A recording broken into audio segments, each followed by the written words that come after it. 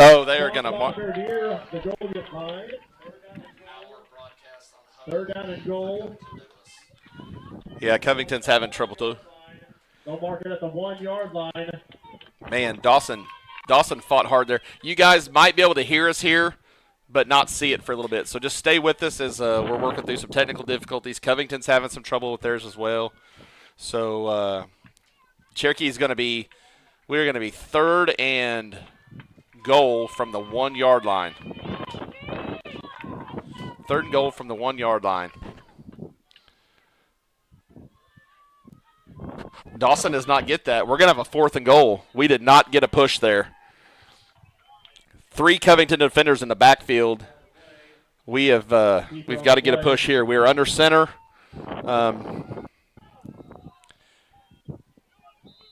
And we are going to have a timeout. Coach Schombacher is going to take a timeout here with 6:23 to go in the first quarter. Covington Douglas leads Cherokee 8-0.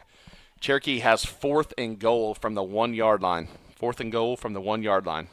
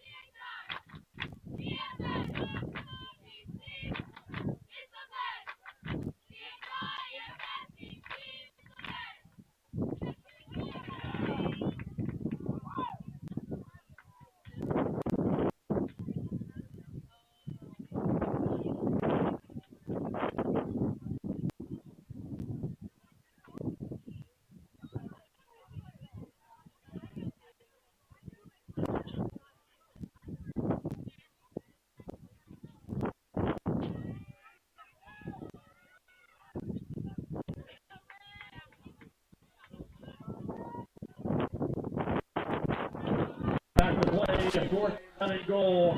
Ball laid on the 2 yard line. Fourth and goal here for the Chiefs. This is a big play here. Macias in motion. And Dawson throws an interception in the end zone. Picked off by Camden Thayer. Pass intended for Joel Parker. So that's a touchback. I was just going to say, Dawson was pressured, had a guy in his face. Yeah, he did. I think if he would have been able to step through and finish that throw, he would have thrown a touchdown because Joel was open in the corner of the end zone. Yeah, he had to wait just a little bit. If he could have thrown that a little quicker, Thayer wasn't there. And that pressure, he had to backpedal a little bit more and just kind of lob that, and then it got picked off. So, listen, we moved the ball good on him there. So, we have got to – we got to do the same thing that we started out doing on defense there and just work on a little bit of contain. The pass out to Camden Thayer and going to get out there for a first down. Going to get about it's like going to get about 12 yards on that. That kid's got some pretty good speed too, Clay. Man, as soon as he caught it, he had a great quick burst on his feet. To the 34-yard line. Yeah, Thayer has some speed. Man, Clayton Roach had some good pressure right there as Ford Smith was trying to roll out. Clayton was about to get him because Ford had stopped, but then all of a sudden he felt that pressure and he kept continuing to roll out, which kind of hesitated with Antonio Banderas' pursuit. But again, Ford made a high IQ play, got outside, didn't want to make a worse play into something even more worse, and throws it out of bounds. Yeah, smart senior move right there. He's going to throw it out there to Thayer. A little quick throw. He's going to get out there for about 5 yards. I have a feeling we're probably going to see a lot of that quick throw because if it's going to continue to be one-on-one, Covington's going to take their chances with their speed and quickness. If they get us to bite up too much, you can see that pump and go with the deep route. Seen a lot of twins open this week with Covington so far.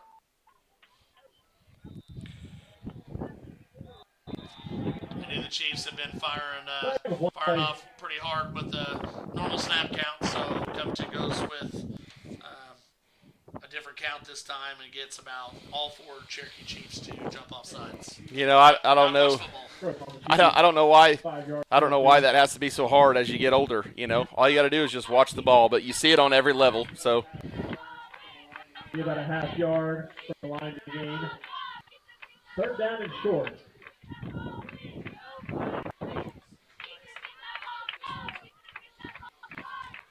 Third and short for Covington. Ford takes the snap. He doesn't get very far, but gets just enough as he's falling forward there to get the first down for Covington. Pick up his for a Wildcat first down.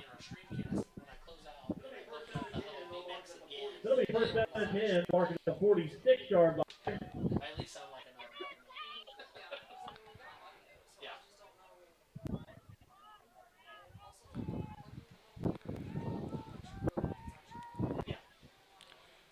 The give to Pearson there, and he runs right into Hunter Wimpy. Hunter come up from that safety spot. Cherokee comes up with the ball. Hunter Wimpy has the ball.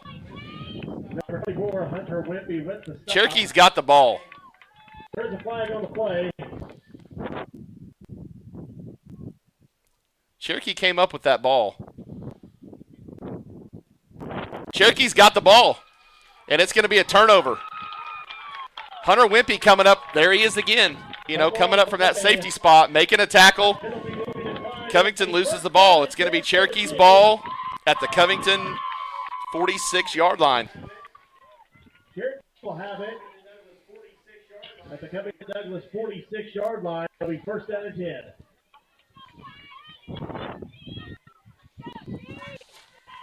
That's the break we needed right here. Coach Smith's he's all the way out at midfield. He's not happy with that call, but Hunter came up with the ball. I don't know what I'm not sure what he's arguing about there.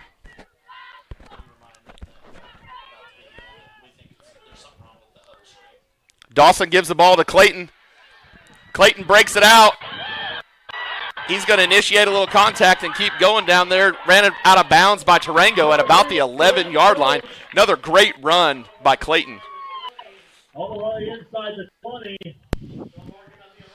Just a reminder again, we are having some technical difficulties. We think it's on the huddle camera, and we don't think it's a Squirtle issue or our own issue. We're staying online with our stream. For some reason, the video stream is frozen, and every time we open it back up, it is immediately refreezing. So we're trying to work it out, trying to figure out what we can do. Just not having a little luck at this moment. So all we have is audio. Tony on that carry right there for 5 yards. Listen, we got GT working right now. That's 2 plays, both of them from the 46-yard line, that Clayton has taken 41 yards and 35 yards. GT left, GT right. But if we look over here on the sideline, Coach Guffey, Covington's starting running back, Pearson, he's hurt. He got hurt on that play when he fumbled. And he is over there. Looks like he's got a shoulder or some type of an arm injury. That could be huge for Covington. You got a senior running back, a lot of experience. Dawson's going to get that down to about the 4-yard line. Well, again, four down territory. Got 2 downs to get 4 here, so just got to keep trying to grind away, get this next play here to get at least a yard or 2, just to make it a little bit even more short. And the Chiefs can get a first down here. Yeah, just need 2 yards. Yeah. And now we're going to have a false start. So now we go from. That's a bad time for that. Yep. Flag on play. Got to be sound and disciplined in situations like that. So hopefully the Chiefs will be able to overcome it. But definitely made it a little bit harder.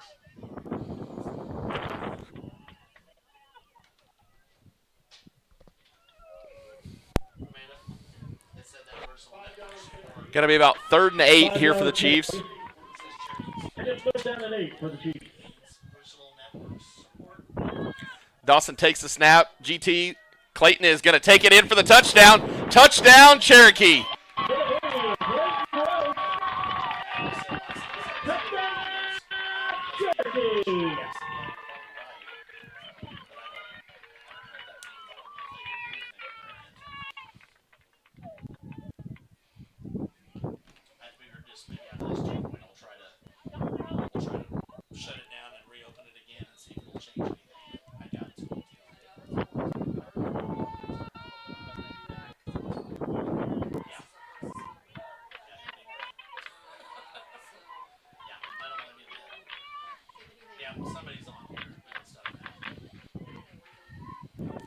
Dawson's going to take the conversion in. Cherokee's going to tie it up. 3:59 to go in the first quarter, and Cherokee ties up Covington 8-8. What a great run right there. Great run down the field. Way to run the ball by the Chiefs. Clayton, Dawson, Tony, the big boys up front. We talked about how well we started to run GT this year, and we're getting that going. And Clayton has been patient, and he is running hard today.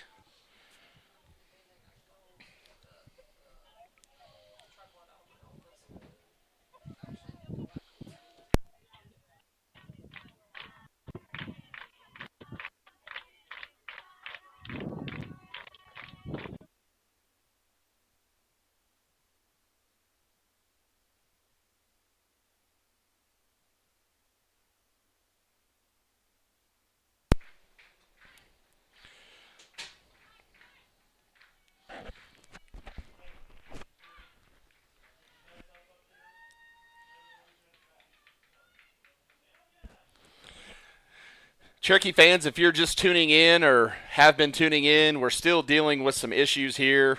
I think Covington Douglas is dealing with some issues too as far as streaming goes, but we might be back. But one thing we're not losing, if we lose the video, we're not losing the audio. So stay with us, and we're still going to go play-by-play. Bert's going to kick off here, and once again, they're going to kind of squib it and get down to about the 20. Ford Smith's going to pick that ball up, and he's going to lose yards.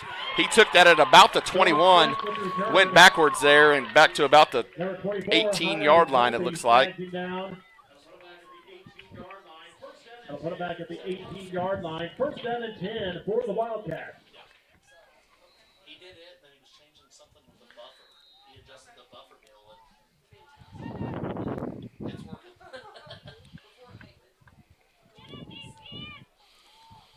First and 10 for Covington from their own 18. Tarango in motion. Ford drops back to pass, and he's going to be brought down by Aiden Hall all the way back to the 10-yard line. Number 22, Ford Smith, brought back behind the line of scrimmage by number 50, Aiden Hall. Going to be a loss of 8. 8-yard loss of the play. Second down and 18.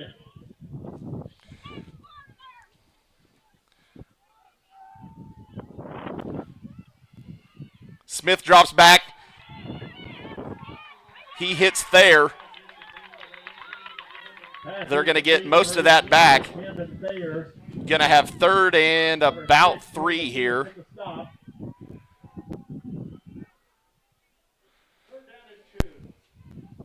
Third down and 2. Like I said, I think we're going to start seeing a heavy dose of Smith to Thayer, so we better be prepared for it. Ford's going to keep that ball. Great pursuit by the Chiefs right there. Antonio Banderas and Hunter Wimpy right there. So it's going to bring up fourth down for Covington Douglas deep in their own territory. We'll see what Coach Smith's going to do here. Hunter Wimpy did a tremendous job coming up on the outside hip and made the quarterback come right back to the inside, right where Antonio was waiting. Absolutely. Gain of about a yard. Be fourth down. You know, Clint, I know it's only about a yard, half a yard, but this is kind of hard to go for.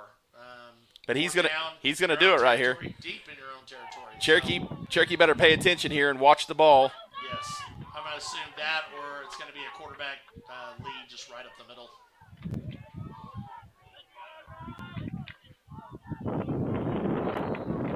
And it's gonna be a false start. Or we get a delay of game. That was close. It was close. False start on Covington Douglas. I won't be surprised if that makes the punt team now. So tremendous job by the Cherokee defense. Yep, looks like Covington is going to punt now. That'll be a 5-yard penalty. Covington's switching out some personnel, getting ready to punt. We talked about it earlier. You got Ford Smith for Covington. He returns kicks, probably going to return their punts. He's their kicker, and he's their punter. Coach Smith's going to take a timeout here. we would generally take a timeout, but we've had a little bit of trouble, so I think we may just stay with you here for a little bit and make sure that we have everything how we need it to be. Yes. And Coach Smith had to call a timeout there because they only had 7 on the field. Yeah. So it appears so far Covington, Douglas appears to be a little bit rattled, a little bit surprised by kind of what's going on at the moment. So which obviously is beneficial to the Cherokee side. So speaking of personnel on the field, did you see the game, the Oregon game with Ohio State? Coach Dan Lanning puts 12 men on the field under 2 minutes left. There was a loophole there that allowed some things to work in the favor of Oregon, and then they end up upsetting Ohio State. Now the NCAA's come in, and they've kind of put the hamstring on that. So nobody back deep for the Chiefs. That was a low kick there by Fort Smith down to about the Cherokee 46. Yeah, Clint, as you were talking about the Ohio State Oregon thing, you're right. Like, it was just something that, again, you said was a loophole, and when it was taken advantage of, the NCAA decided they needed to fix that pretty quick so it wasn't used down the road. I think that was a great call by Coach Schumacher not to put anybody back. Yeah. Just in case Covington, with Ford being back there being the punter, wouldn't be surprised if he had the reins to where if he gets it and he sees a hole and he knows he can get the first, he can just take off. That's right. So I think that was a pretty safe play because the Chiefs still have the ball near at midfield. So, listen, so far, our guys up front, Bert, Aiden, Antonio, Declan, our ends, man, they're doing a good job. And we're gonna get a little bit of it again right here. Clayton's gonna get about 5 yards. I mean, we'll take it. Yeah, hey, GT again. We have the guard and the tight end pulling just to have an extra blocker. Hey, we get 4 yards a pop. There's nothing against it at all, especially against a talented team like Covington. Things getting a little chippy out there.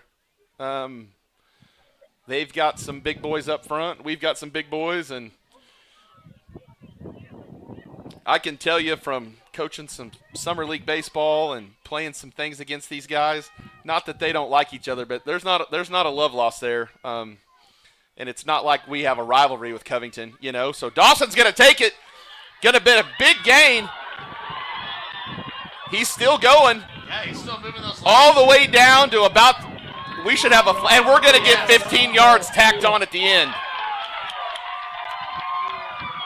Covington kid doesn't think he did anything wrong, but I just don't think he realized where they were on the field. He was a good 3-4 yards out of bounds and gave him an extra shove there at the very end. And again, like I said, I don't think he meant anything bad by it. I think it was just not exactly knowing where you were. Well, there was about 5 of them on Dawson there, so not that it was a malicious act by any means. Just not knowing where you're at and pushed him down there, and it was about 3 yards out of bounds, and so we're going to get half the distance of the goal line tacked on to the end of that run. Yes. So the Chiefs are going to be in great – it's going to get us down to the 6-yard line. And Clint, you know something that you kind of noticed Covington there. You said there was 4 or 5 guys there, but a big part of it was they were going for the strip. Oh, yeah. One guy had him wrapped up, so the rest are just trying to punch it out, rip it out, do whatever they can, which you're starting to see a whole bunch, unfortunately, in the NFL and even some in college. They don't even tackle anymore. Yes, they're too worried about just trying to punch that ball out instead of just being sound and disciplined and making a tackle. We got a jet sweep.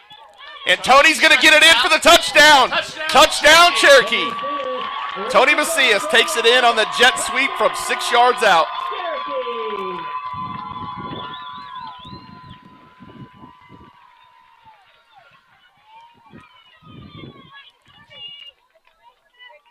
53 seconds to go in the first quarter.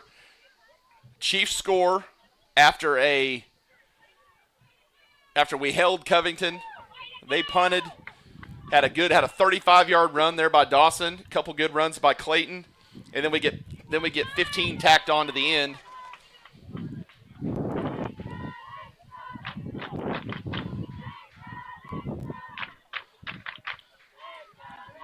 Got another GT. But, GT there, and it's played well by Covington. Yes, they did that. I think that backside linebacker did a great job following that pulling guard and was able to sneak in there.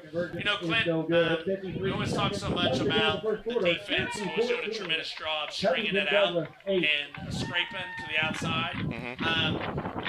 It was kind of different, though, because on the touchdown run by Tony, he had the jet sweep, and it was almost like he was extremely patient and kept it all inside, and then finally we had an opportunity to bounce it outside and hit that quick burst. He did. He almost sucked that cornerback in because he did make that move to the inside on the jet, and then had just enough room there to bounce it out, and had it sealed off there, and he was able to get in for the touchdown.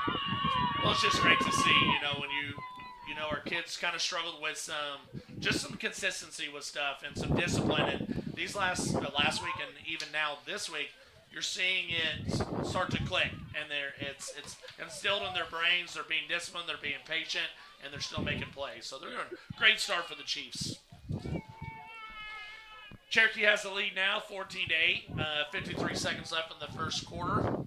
So this has been a long quarter, but it has been quite entertaining so far for Cherokee. I mean, listen, this is a really good Covington team. I mean, they're 6-0, ranked third. But Cherokee, we're doing some things really good right now, and if we can just keep this up, we don't have to get flashy. Coach Schombacher is going to take 4 yards of whack all day on a GT or a jet until we can pop one, like we have, a couple big runs. So far done a pretty good job of containing Ford Smith. He's had some good couple, like 3 connections there, I think, to Camden Thayer. But Bert's going to squib that down to the 25, going to be picked up by Tarango, and he's going to get it out to about the 36, 37-yard line. Hey, pretty good coverage by the kick team by Cherokee. A couple weeks ago, we were talking about giving up 2 kickoffs for touchdowns by Ringwood. And last week, you could tell that was something that was a point of emphasis, and they worked on it, and it's continuing in today. So I'd be excited to see what Covington does here. I'm expecting some fast play, some quick passes to people out in the open. Ford fakes the pitch just to try to get the linebackers to step outside and give his linemen a chance to get hooked up on their blocks, and they get a solid 4 to 5 yard gain. 41-yard line, 5-yard gain, 2nd and 5. We both know that Coach Smith is pretty creative in his offensive play calling, and he'll make adjustments and do what he needs to do. So yeah, for sure. Coach Weavy and the Cherokee defense will be up to the task of doing the same. Listen, one big thing right now for Covington is the loss of their junior running back, Cash Pearson. Senior. He got hurt on that fumble there, and he's over there on the sideline. So Covington has switched there. Grayson Marker, sophomore, coming in running the ball. So losing some senior leadership back there in that backfield in Pearson. It's been a pretty good 1-2 punch so far this season with him and Ford Smith. So quite a difference there for Covington without him in the backfield. Oh, for sure.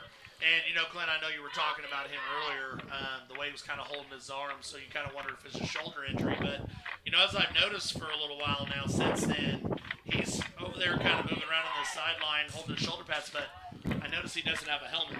I wondered if hopefully everything's okay, wasn't part of any type of concussion or anything like that. So whatever it is, shoulder, head injury, whatever, hopefully our prayers go out to him. Hopefully everything's okay with him. Oh, yeah, for sure. Yeah, I see his helmet sitting over there by the water keg, so he's probably been instructed to not go pick that up.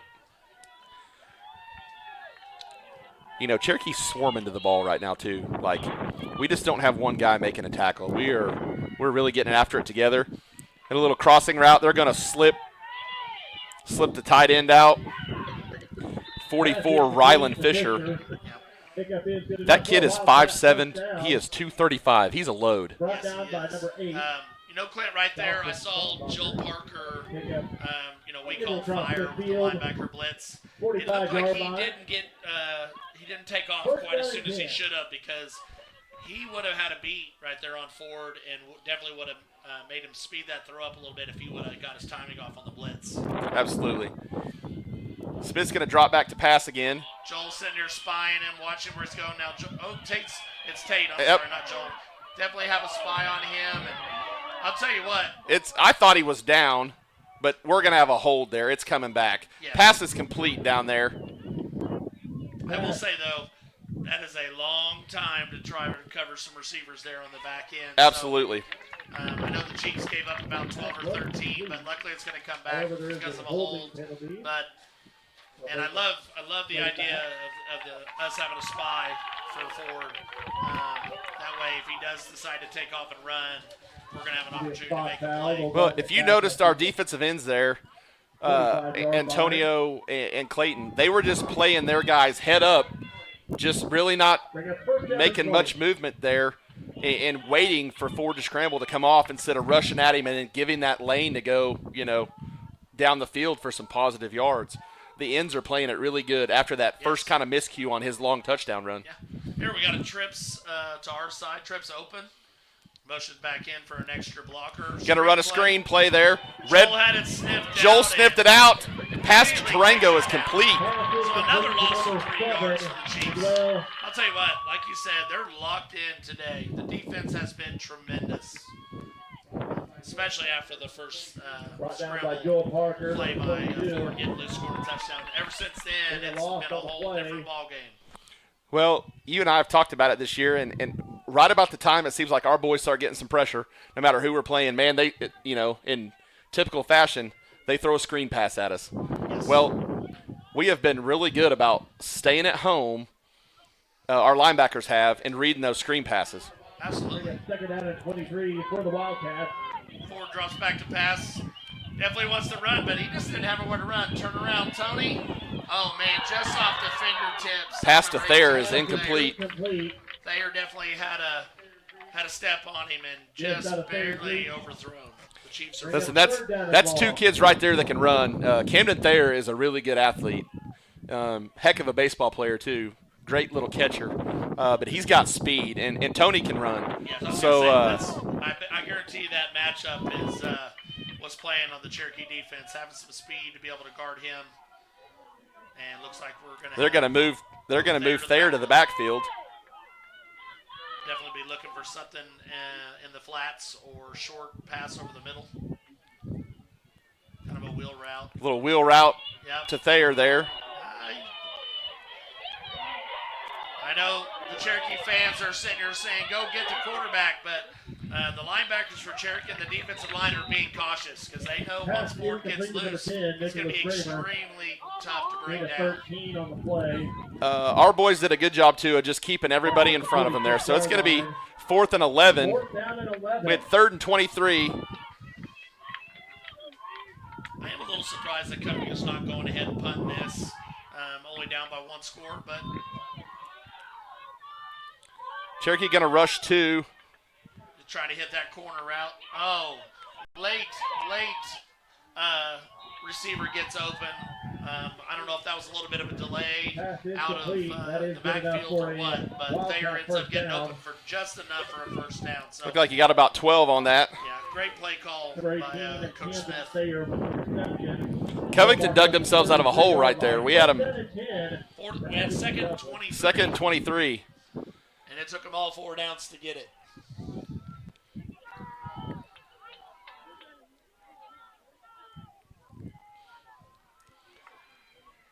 Oh, there we go. Tate Allison coming up. Ford being Smith physical, going nowhere. Being aggressive. The Chiefs came out in a little bit of a different defensive formation right there. We only had 2 down linemen, 3 linebackers. I don't know what the discussion is here. They gave him like 3 yards on. I don't know what they're looking at. I don't know, but Covington's ready to run another play. They're here in a double twins formation. But they have the inside receivers on the line with the outside off. Kind of a flip from a normal twins. I can't remember which one we call them. We call it twins, and then we call a Garber, I believe, which is an inverted, which I think this look is a Garber look. Again, we only have 2 down linemen with 1 linebacker and trying to have lots of coverage in the backfield. Oh, Ford Smith makes a great run right up the middle. Wasn't even touched till about 10 yards down the field. So Covington's sitting here driving. Now it's going to be first and 10 at about the 16, 17 yard line. We have 9 minutes Pickup left. is good enough for a Wildcat first down. Halftime.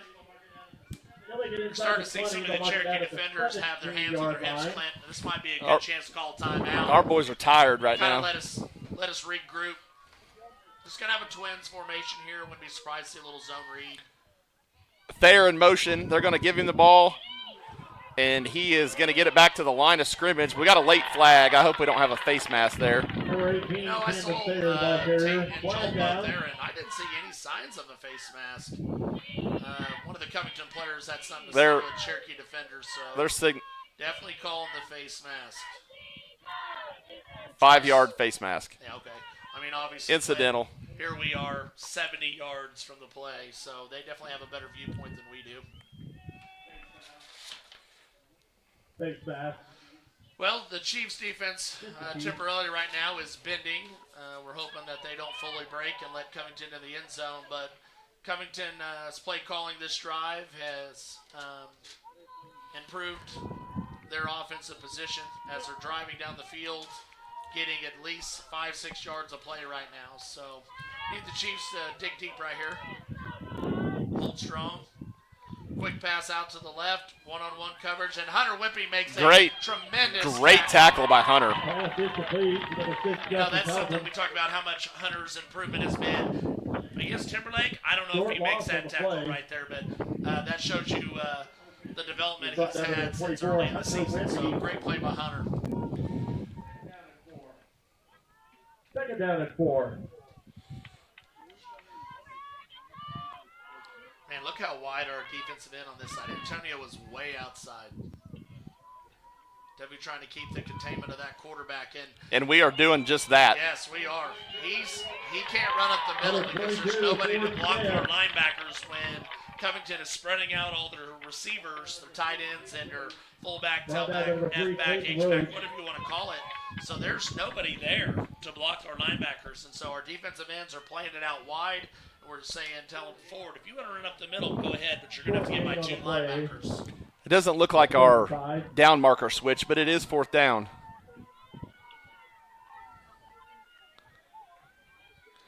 He's got a snap. Ford Smith, he's going to drop back. Linebacker makes good pursuit. He tries to throw it on his way down. He does get away, so he doesn't take a loss. That Cherokee linebacker, I think, was pretty surprised by him throwing it. It actually hit him in the body. There was a chance he could have picked that off and maybe taken it to the house. Absolutely. If he would have picked that off, he would have taken it to the house. That was 3rd down. My apologies there. You're allowed one mistake. Don't let it happen again. That's it? Yeah, just one. Bring up 4th down and 5. We've got 4th and 5 here for Covington. Big stand here for the Chiefs. Pro set. Ford Smith's going to drop back to pass.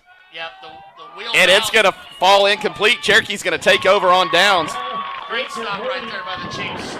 Joel did a great job covering the wheel route, but he did get his head turned around. Luckily, the ball was led just a little too far out in front of the receiver, and the Chiefs hold on. So we talked about it. The Chiefs were bending right there. We hope they didn't break, and they held tough and did a great job. So need to get a little momentum here, run a little bit of clock, keep getting some first downs, give your defense a chance to catch a break after a big stop. And maybe back near the 13 to 12 yard try to put the pressure on Covington's defense here. Absolutely. Let's just hope our big boys that have been in on that defensive line aren't tired now on the offensive line. So correct. Dawson's going to take that. He's going to bounce it outside. He is going to get some yards. Wasn't quite sure that corner was going to let him get out there, but he did. Looked like he gained about 3. Ball carrier. Knocked out of bounds by number 7. Marengo. Clint, we got the cheerleaders out here tonight with the pink pom-poms helping. Breast cancer awareness? Yes. I didn't want to say say represent, but it's basically Yeah, kind of right. what it Yep, was. yep. So, I knew what you meant. I was with you. and I know our young kids, 3rd and 4th grade, 5th and 6th, we've seen a lot of pink this week with all our games. Yep, so for that's sure. been great to see. So, Second down and 6. Gonna have 2nd and 7. 7:33 to go in the half. Cherokee leads 14-8. Dawson with the give to Roach, and he is gobbled up by number 77, Wyatt Farthing. He's a senior. 6'4", 329. Listen, let me tell you about this kid.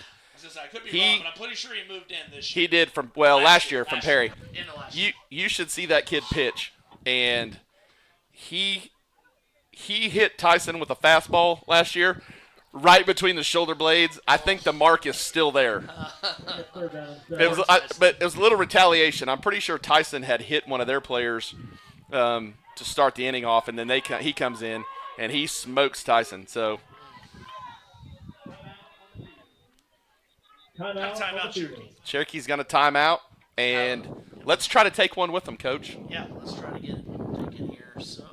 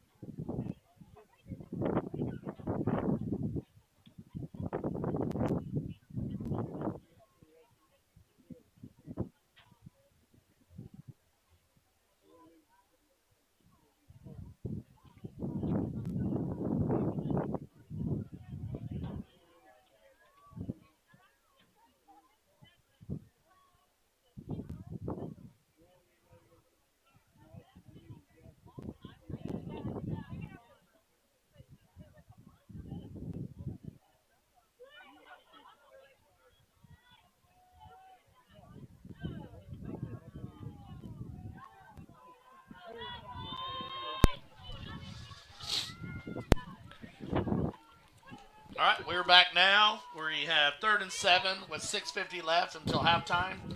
Chiefs about to snap the ball. Going to have a quarterback run outside, and that didn't fool anybody. And we have Got some laundry. Laundry. Looks like Joel Parker's probably going to get called for a tackle. I'm glad Joel's getting in there and being real physical, being tough. They're going to decline that.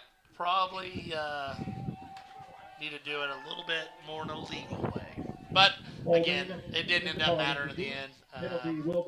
They declined it because I believe it was 44 for Covington Douglas who had the tackle on the quarterback in the backfield. So 4th and about 14. The Chiefs are inside their 10, about the 8-yard line. So Clayton is standing right on the goal line right now. So Covington doesn't really have anybody back, so I think they're just going to say whatever happens, happens. 23 for Covington, almost blocks it. Clayton's kick lands about the 34-yard line and goes straight sideways. So Covington's going to have the short field, have the opportunity to not go near as far to score here. I know the Chiefs got to be tied here, but looks like Cherokee has 1 timeout left and Covington has 2.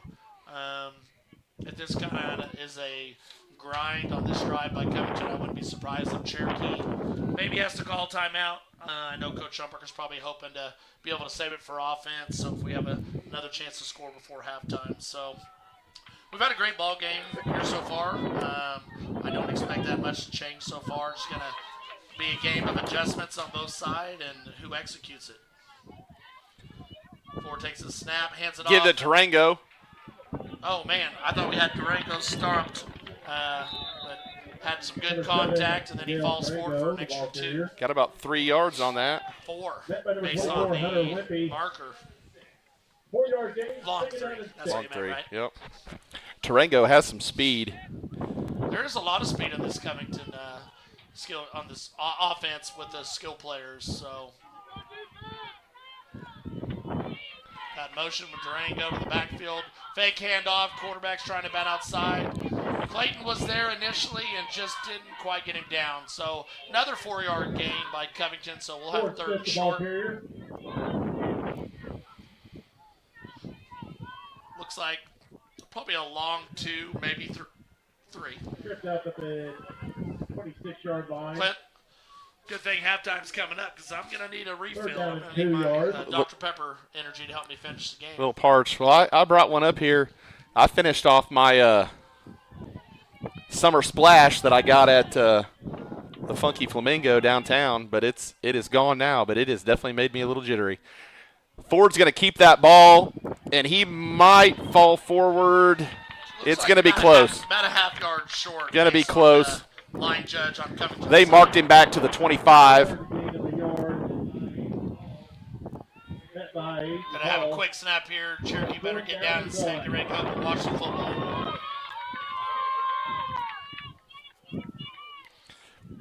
Smith plows forward and easily gets the first down by a couple yards. So the clock's ticking. We are officially under 5 minutes until halftime. Covington has 1st and 10 on the Cherokee 22. Covington going quick here. Smith drops back to pass. Got to run a little.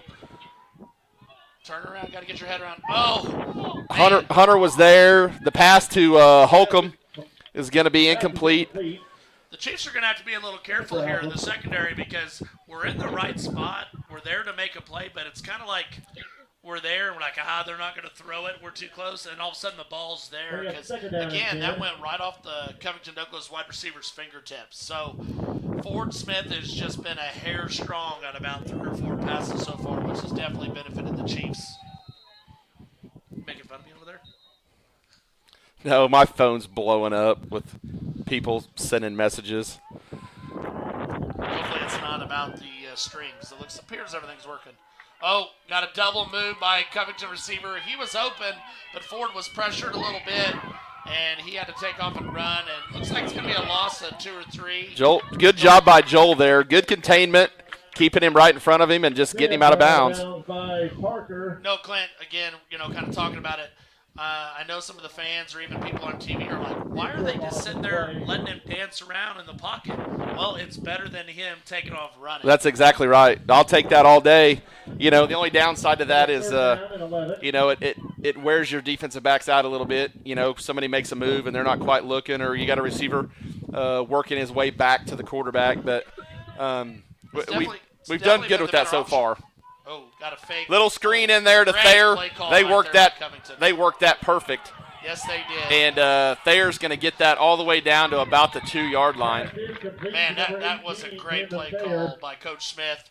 They flared the running back out, faked the quick pass, got all the Cherokee linebackers and defense to flow to that side, and then snuck the receiver, tight end, whoever it was, with a small, shallow drag route, and Thayer was in the slot, and they just kind of ran just a little underneath drag route right there across the middle, and down to the 2. Ford runs a play action. He just gets to the outside of Antonio. They're going to mark him out. But he stepped out. They're going to say he lost a yard. Forward. They're going to say he lost a yard. So I thought Antonio might have got beat to the outside there, but as Ford tried to plant his feet and jump, he barely stepped out of bounds. So just out of bounds, I think looks right between the 2 and the 3, but looks like more than the 3-yard line. Chiefs are fortunate there.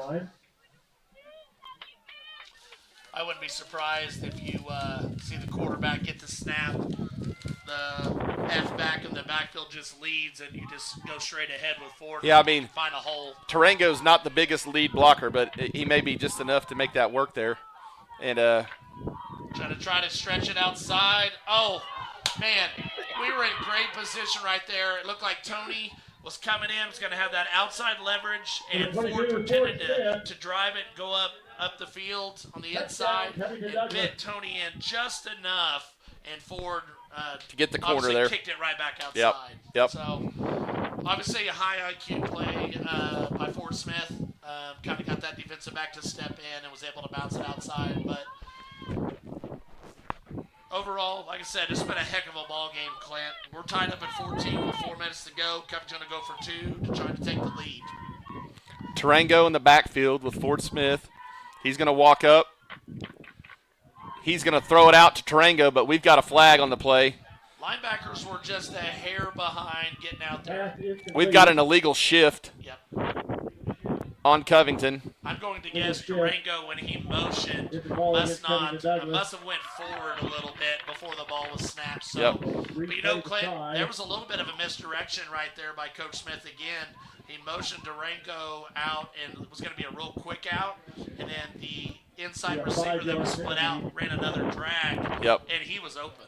So that's something the Chiefs are going to have to make an adjustment on in the second half, because you know Coach Smith's going to come back to it. You know, I watched when Covington played Garber, you know, and a lot of these routes I'm seeing these receivers run right now, you know, I was watching or commenting on at that time with some people as they played, and sometimes they almost kind of run a little pick, and Ford's just going to throw that one up. He had some pressure there by Clayton, and the 2-point conversion is going to be no good. So the score is going to be tied up 14-14, 4:15 to go in the half.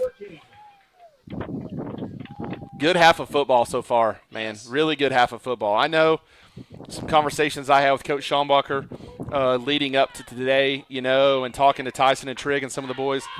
They felt good about some things they had done this week in practice. They felt good about the game plan and where we're at, and they're putting that game plan to use, or you know, they're doing it right now. So they're staying with it.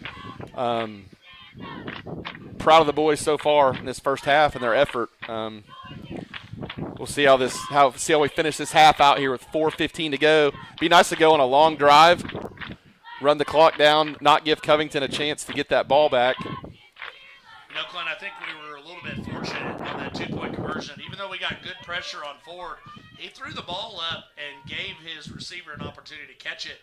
And Hunter, there was a little bit of hand fighting going on both sides, but Hunter timed it perfectly to knock the ball out of Covington's Douglas's receiver's hands. Right. He had it, and I think Hunter timed it just right and knocked it loose. So. Hunter using that length. Yes. He's long and lanky, so good job there for everybody to pay attention. You know, you get a quarterback scrambling like that, and he throws the ball up. That's an opportunity when somebody's going to get caught not looking. So we got a quick kick, and they better get on it. Oh, we bobble it, and it bounced around again. It looks like holy cow, we got it. It went right under one of our upbacks. Number 2, Wyatt Keller Watson got the ball. And the Cherokee Chief do have a player down on the field. We got somebody hurt. He's getting up. Zach Stonehawker. He got hit pretty hard. He laid there. His leg was laying in a funky position, and I thought, you know, he's already been battling a knee injury. Yeah. But it looks like he got bent back a little bit. Yes. Found that ball and kind of squeaked right under his legs. And Covington at least had one chance to come up with that football, if not a second time. And so the Cherokee Chiefs are very fortunate. Good job by our two deep men coming up and being able to field that. Dawson takes the snap. Going to run it up the middle. Using that 6'1", 6'2" frame to lead forward there and get an extra yard. Going to give him 4 yards. Yeah, Dawson, you know, he didn't quite follow his F-back up into the hole. He was about a yard or 2 inside. So, obviously, his viewpoint's probably a little bit different. And when you're going to get a 4-yard gain, where I don't think anybody's going to complain. So. Yep. Got a jet sweep with Tony. Able to cut it up. There's a hole right there, and Chiefs got the first. And then he's going to get it out to midfield, going to get the first down. Covington Wildcats. Number 6, Tony Messias. It's going to be first down, just barely into Covington Douglas territory. And that clock is ticking down. 3:30 left. Chiefs have plenty of time. I don't think there's anything to hurry here. I definitely wouldn't want to give Covington an extra opportunity to drive the field as much as they're trying to throw it and letting Ford have the opportunity to break something loose and make a long play. Tony coming out there, man, big number 77, 330 pounds down on top of him. Great run right there by Dawson. And, as we've said this a million times, Clint, Dawson does a great job planting that foot, making me think he's going to go somewhere, and then he makes a quick bounce out or in, depending on the play. But that's a solid 8.5 yards right there. He gets north and south quick. He doesn't dance. Second down and 2. I would. We've got an official timeout here. Somebody's bleeding. Somebody's bleeding or doing something. We're good. Maybe a turf burn somewhere. Dawson, Dawson just rubbed it off. I'm going to assume, Clint, I just keep doing the same thing. And then maybe here in a minute you can well, the one thing it's doing is running the clock, so we just be slow and methodical here. Yep. Run a little GT right here. Clayton getting in behind him, and he's going to get it out for a first down. And, just enough for a first down, so that's big. We're clock's running down to almost 2 minutes. Hunter Whipping did a great job getting to that safety in the backfield. He did. Down. I don't know if the safety was just a little surprised that he came to hit him or what. Clint, obviously the goal here is to get down here and get some points. But I think if we're able to run the rest of that clock down, even if you don't score, I think it's a successful drive. It keeps Covington off the field. They got the ball first, so Cherokee will get the opening kickoff. So we could have a double whammy. We have an opportunity to score and get the ball back to start the half. Another jet sweep. Tony zigzags. He gets it out for a first down. Another 12 we'll take it. So the Chiefs are doing a good job having a combination of running inside and then hit them outside. And right now, Covington's done a decent job covering the GT. So I keep mixing it up. Keep making them guess, stay on their heels. So we're just moving those chains. Yeah, if it ain't broke, don't fix it. Got a quarterback lead right here. Dawson tries to bounce it outside, lowers that pad level, bounces off, and gets out of bounds after about 4 or 5 yards. Well, so Tarango comes up to make the tackle there, and Dawson's probably got 15 pounds on him, I'm guessing. I can look at the roster here, but, kid's 150 pounds. Dawson's 180. Dawson just lowers the boom on him and able to bounce off and get a few more yards there. So, good 5-yard gain there by Dawson. We got out of bounds, so we like to have seen that clock keep running here with 1:31 to go, but we just got to keep doing what we're doing here. Another jet sweep to jet sweep to Tony. Our number 3, Clayton. Clayton kind of whiffed on that blocker. Tony might be in the end zone. Yep. Tough break for the Chiefs, but it does happen. You just got to drop your feet. It does, and hey, we got – listen, and that's another deal too. Tony, he's running hard, and you like to see those guys run hard on that jet sweep, but that cornerback, Thayer, comes in and just kind of sets down on Clayton. Clayton kind of whiffs on him, but if Tony pops that to the outside, it's just him and Ford Smith and a race to the corner. Yep, your job right there for Clayton, you just got to get in the guy's way. It doesn't matter if he bounces in or bounces out. Who cares? Little GT right there. Clayton's going to take it to the house. 16 yards out, 58 seconds to go. Good patient running by Clayton right there, and he takes it in for the touchdown. Clint, about every time here, probably the last 4 times we've ran the GT with the guard and tight end pull, it's always been to the left. And this time we just reversed it, and, man, it was wide open. Great play by Cherokee. Clayton is running really patient right now. He's letting those blocks set up. We're not getting that pressure from the backside. Clayton's letting it set up in front of him, and then he's making his move, and he's cutting it up. And he's got so much stronger and faster from last year. Tony's going to – oh, he stayed up. Oh! If Ford Smith comes up and wraps him up and makes a tackle, that conversion is no good. But like we're seeing people do all the time, they just want to come up and put a shoulder into him. They don't wrap up.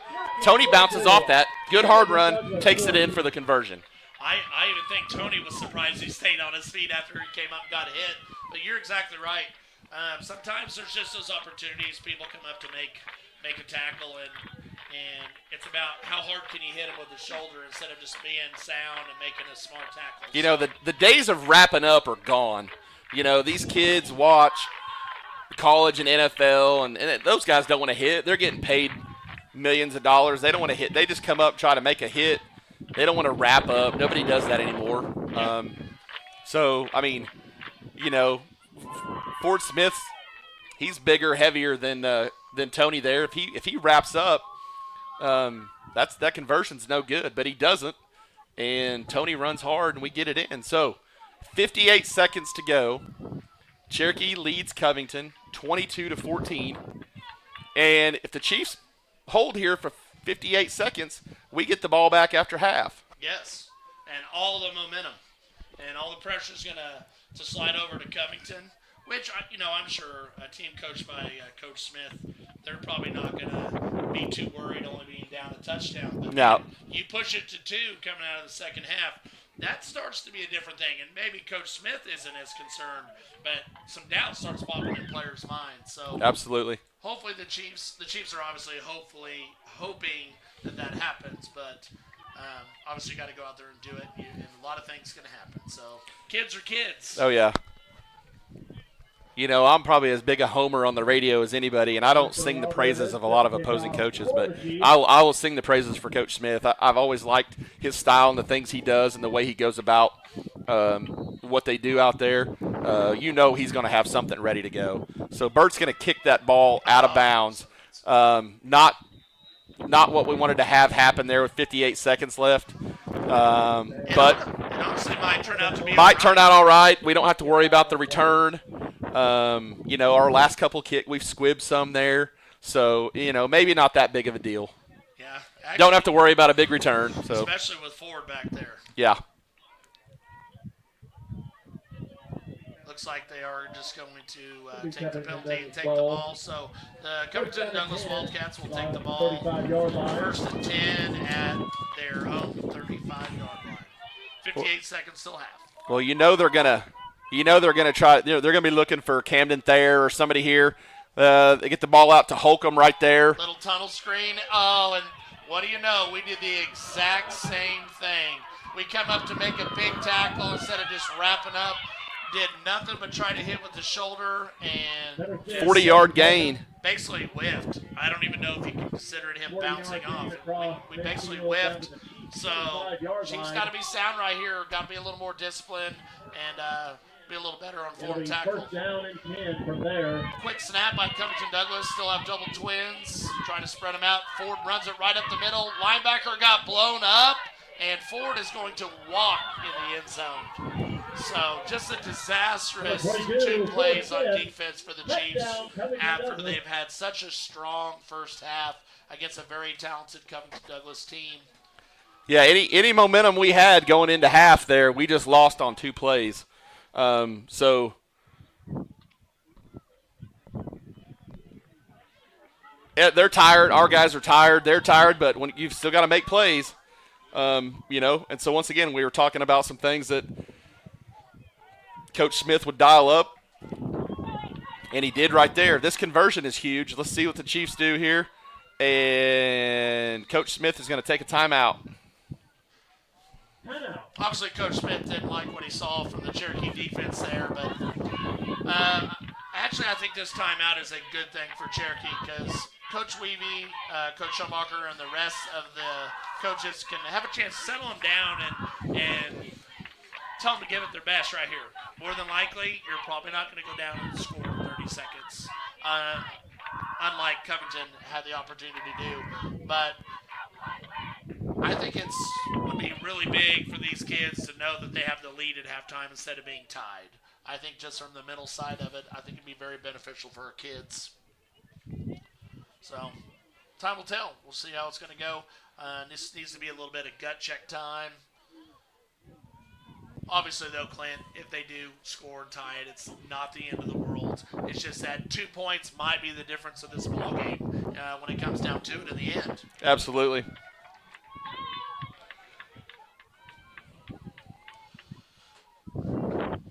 We like to call this formation Tennessee. We have both tight ends split, and the fullback and tailback are on the Tarango in motion. Nobody goes with him.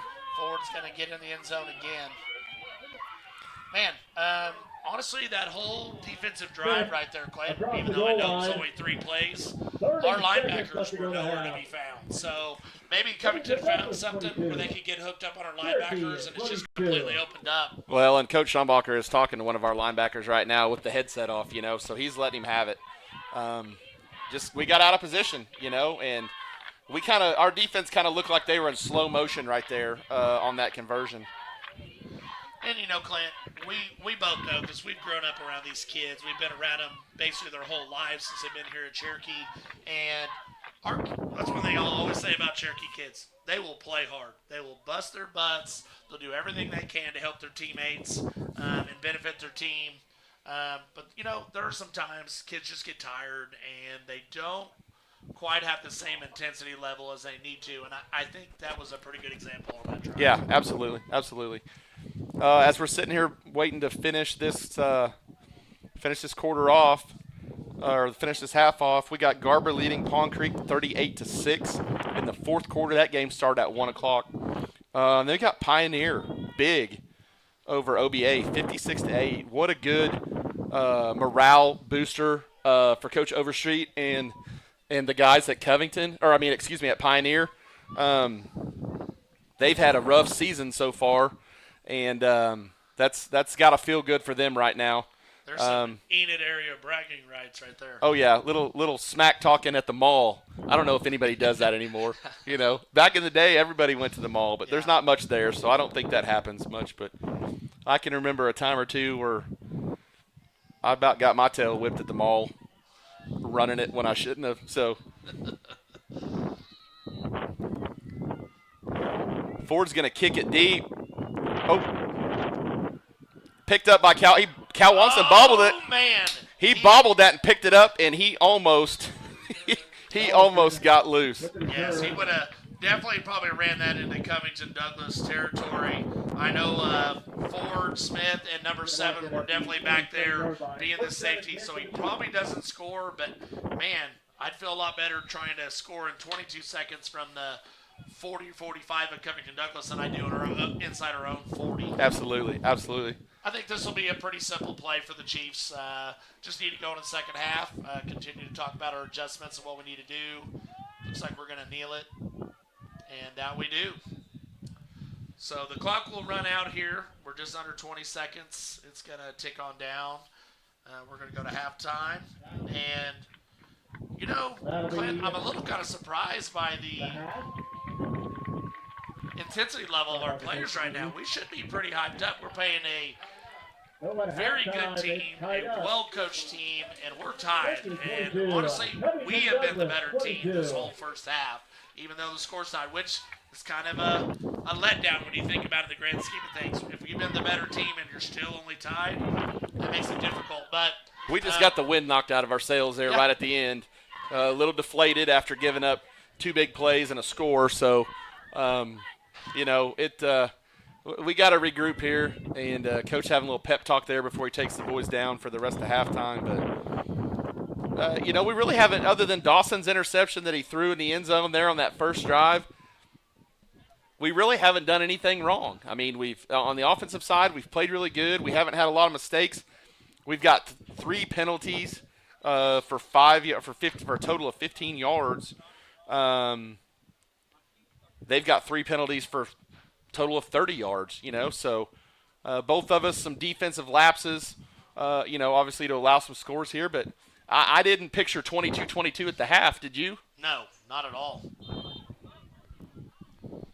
It's just there was just so many different things. You saw how explosive we were on offense at times, and there were some times we couldn't move the football. And you got to see the same thing with Covington. We knew they would have a talented offense, and they didn't put a show on at all. And then all of a sudden you can just see how talented they are and what all they're capable of doing. So, when you're talking about high school kids, it's kind of a roller coaster. There's going to be some good, there's going to be some bad, there's going to be some kind of whatever. But so nobody was really great, nobody was really bad. I think they were. You saw good football overall on both sides. Absolutely. And, I sit here as a dad and an uncle, and I'm watching the group that we have on the field right now, and I'm like, man, if Tyson and Trigg were out there, your nephew Gavin, if we had those 3 extra offensive weapons out there, how different would that be for the Chiefs right now? Maybe not at all, but could be huge. It definitely gives us a chance to give some skilled guys a breather. Yeah. You got Tony coming out tired. Clayton, when you've got Tyson in the backfield, Clayton, those guys, it could be a lot different. But, you got to play the cards that you're dealt, and Coach has done a pretty good job of managing that this year. The injury bug has just bit us. But now you look, Covington, their starting running back gets hurt. So, so he goes out. And, got to do it on both sides of the ball. No doubt about it. Clint, we talked about it. I can't remember if it was the first quarter or if it was before the game. You got to play 4 quarters. You can be proud of what you did for 1 or 2 or 3 quarters, but in the grand scheme of things, you got to finish the thing. It's not worth it if you played the best half of your life and you come out and you play terrible in the second half, and the outcome is just not going to be the same. And it doesn't matter if you win or lose. The outcome is still not the same. So, well, we got to have time here. We got 12 minutes until the end of the half, but then we'll actually add the extra 3 minutes. So Clint and I are going to take a break. We'll be back probably in about anywhere from 5 to 8 minutes. So we'll talk to you back then. Thanks for listening.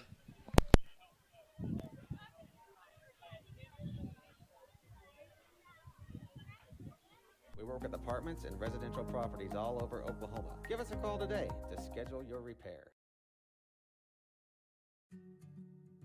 In our business and at our firm, it's all about preparation, preparation, preparation.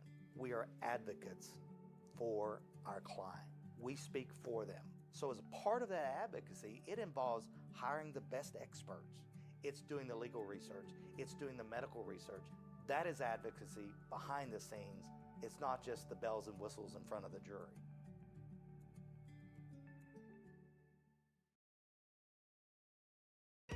So you want to create your future, discover a path worth traveling down, find a career to get excited about. For decades, Career Tech has been training talented, skilled individuals, empowering them to step into a career that fuels not only their life, but the Oklahoma workforce. These individuals are the heartbeat of this state's economy. Individuals just like you. Create your future today at Oklahoma Career Tech.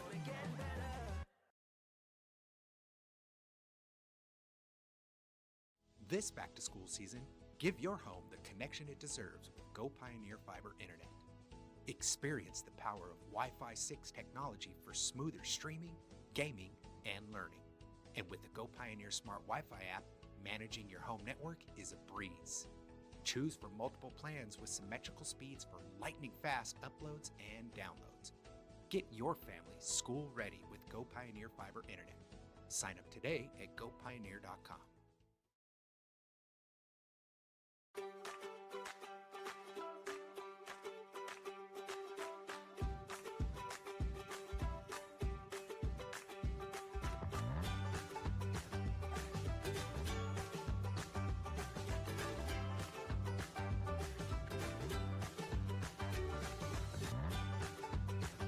Stream with Oklahoma's #1 high school streaming service, Squirtle.tv. Find out more at squirtle.com/stream. The AMG team is based in Oklahoma City and delivers your organization revenue enhancement through a combination of data science, innovative marketing, and business automation. We think like owners and behave as long-term partners. Delivering measurable results for nearly 20 years has made the AMG team known for our ability to efficiently and effectively execute objectives. We're ready to help raise your organization to a higher level of success, so visit us today at theamgteam.com. Dr. Matt Dieselhorst at Dieselhorst Sports and Orthopedics can help you get game day ready. Dr. Dieselhorst works with athletes of all ages, taking a coordinated approach to accelerate return to play and maximize athletic performance. His work with pros in sports training, injury prevention, bracing, functional rehabilitation, and imaging work seamlessly with his medical and surgical expertise. Get started by going to Diesel Horse Sports and Orthopedics. Let Dr. Matt Dieselhorse get you back on the field, backing all Oklahoma athletes on the field and off. Support your school's booster club and get your business in front of thousands of potential customers. Talk about a win-win. Advertising packages start on this streaming station for less than $10 a game. Call 405-726-0835 or email adam@squirtle.com right now for more information.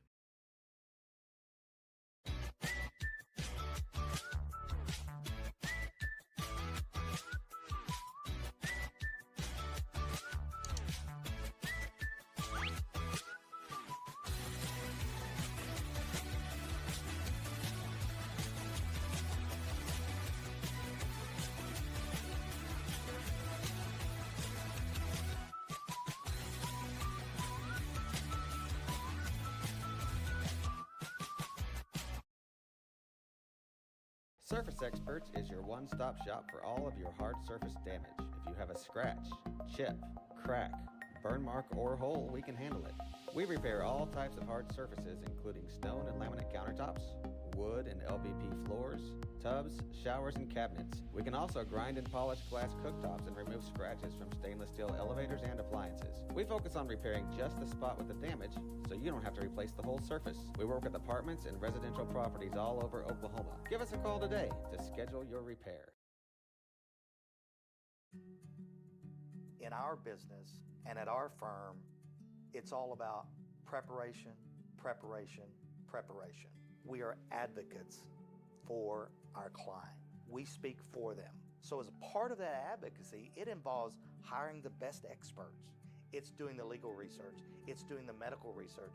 That is advocacy behind the scenes. It's not just the bells and whistles in front of the jury.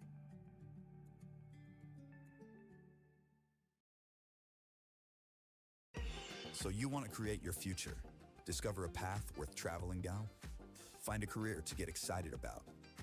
For decades, Career Tech has been training talented, skilled individuals, empowering them to step into a career that fuels not only their life, but the Oklahoma workforce. These individuals are the heartbeat of this state's economy. Individuals just like you. Create your future today at Oklahoma Career Tech.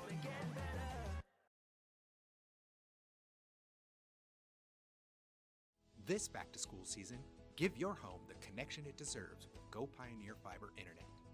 Experience the power of Wi-Fi 6 technology for smoother streaming, gaming, and learning. And with the Go Pioneer Smart Wi-Fi app, managing your home network is a breeze. Choose from multiple plans with symmetrical speeds for lightning-fast uploads and downloads. Get your family school-ready with Go Pioneer Fiber Internet. Sign up today at gopioneer.com.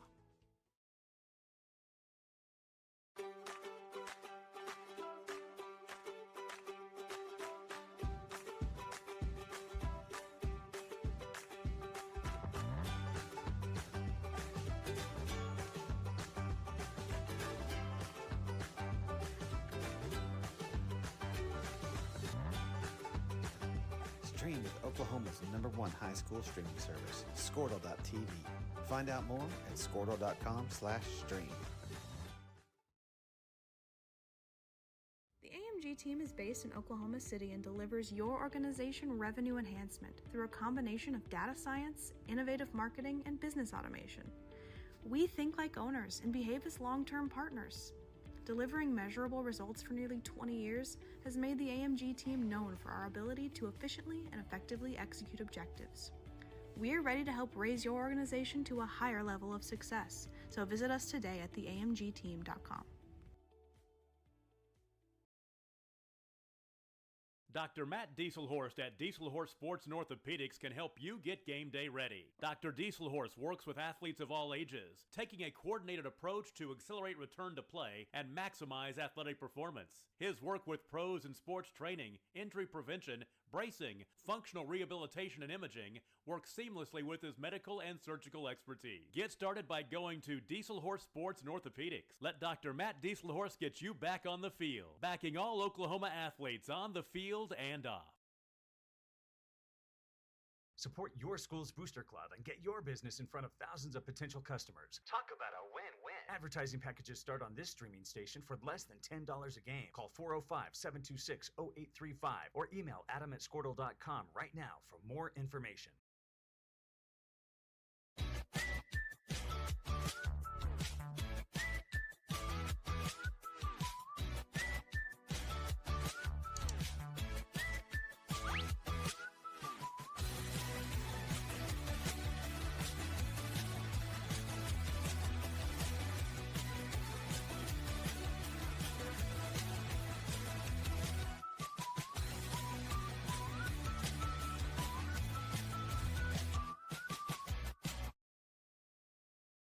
Surface Experts is your one-stop shop for all of your hard surface damage. If you have a scratch, chip, crack, burn mark, or hole, we can handle it.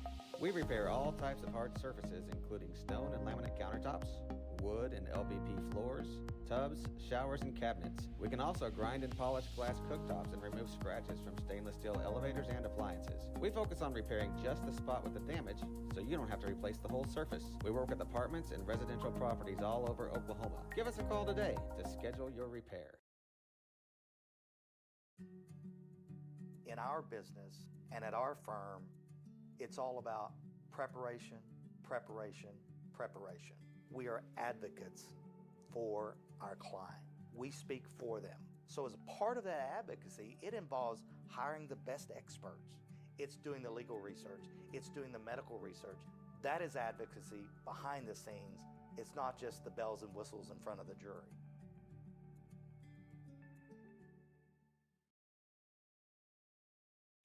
So you want to create your future, discover a path worth traveling down, find a career to get excited about. For decades, Career Tech has been training talented, skilled individuals, empowering them to step into a career that fuels not only their life, but the Oklahoma workforce. These individuals are the heartbeat of this state's economy. Individuals just like you. Create your future today at Oklahoma Career Tech.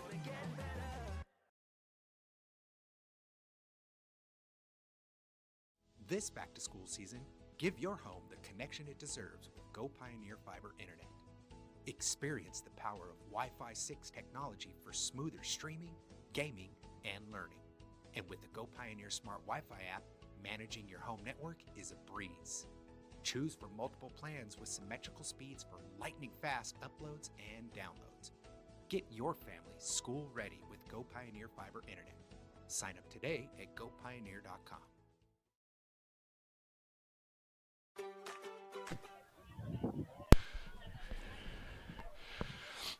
Back with you here from the Jim Fanning press box.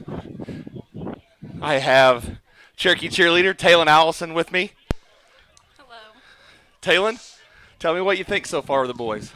I think we're playing really good today. I'm proud of them, and I hope we can go get the win. Good effort so far by everybody. I think probably everybody didn't expect us except us. I know Coach Schombacher did to be in this position. The boys are all stepping up and they're playing hard. Anybody stand out to you? Maybe that number 6 kid, is he okay? Yeah, that number 6 kid, Tony Macias, he might be all right. Your brother, Tate, he's having a good game. Yep. What are your expectations for the second half? What do you think we need to do besides score a touchdown? I think we need to stay with the energy and stay hype and get the crowd going. That's your job, right? Yeah. Yep, get the crowd going. I don't know, just stay with it and keep the energy. Good. So we've had some pretty good participation in the pink out. So you guys had a spirit winner. I think they said Jaylee Kaminskis won that. So always good to see everybody out supporting the pink out. So just a little something we're trying to do here. We'll bring some cheerleaders on every once in a while, let them talk, give them their props because they are a big part of what we do and what the team does too. So I want to thank Taylon for joining us in the booth, and good luck down there the second half. Thank you. All right, we'll see you.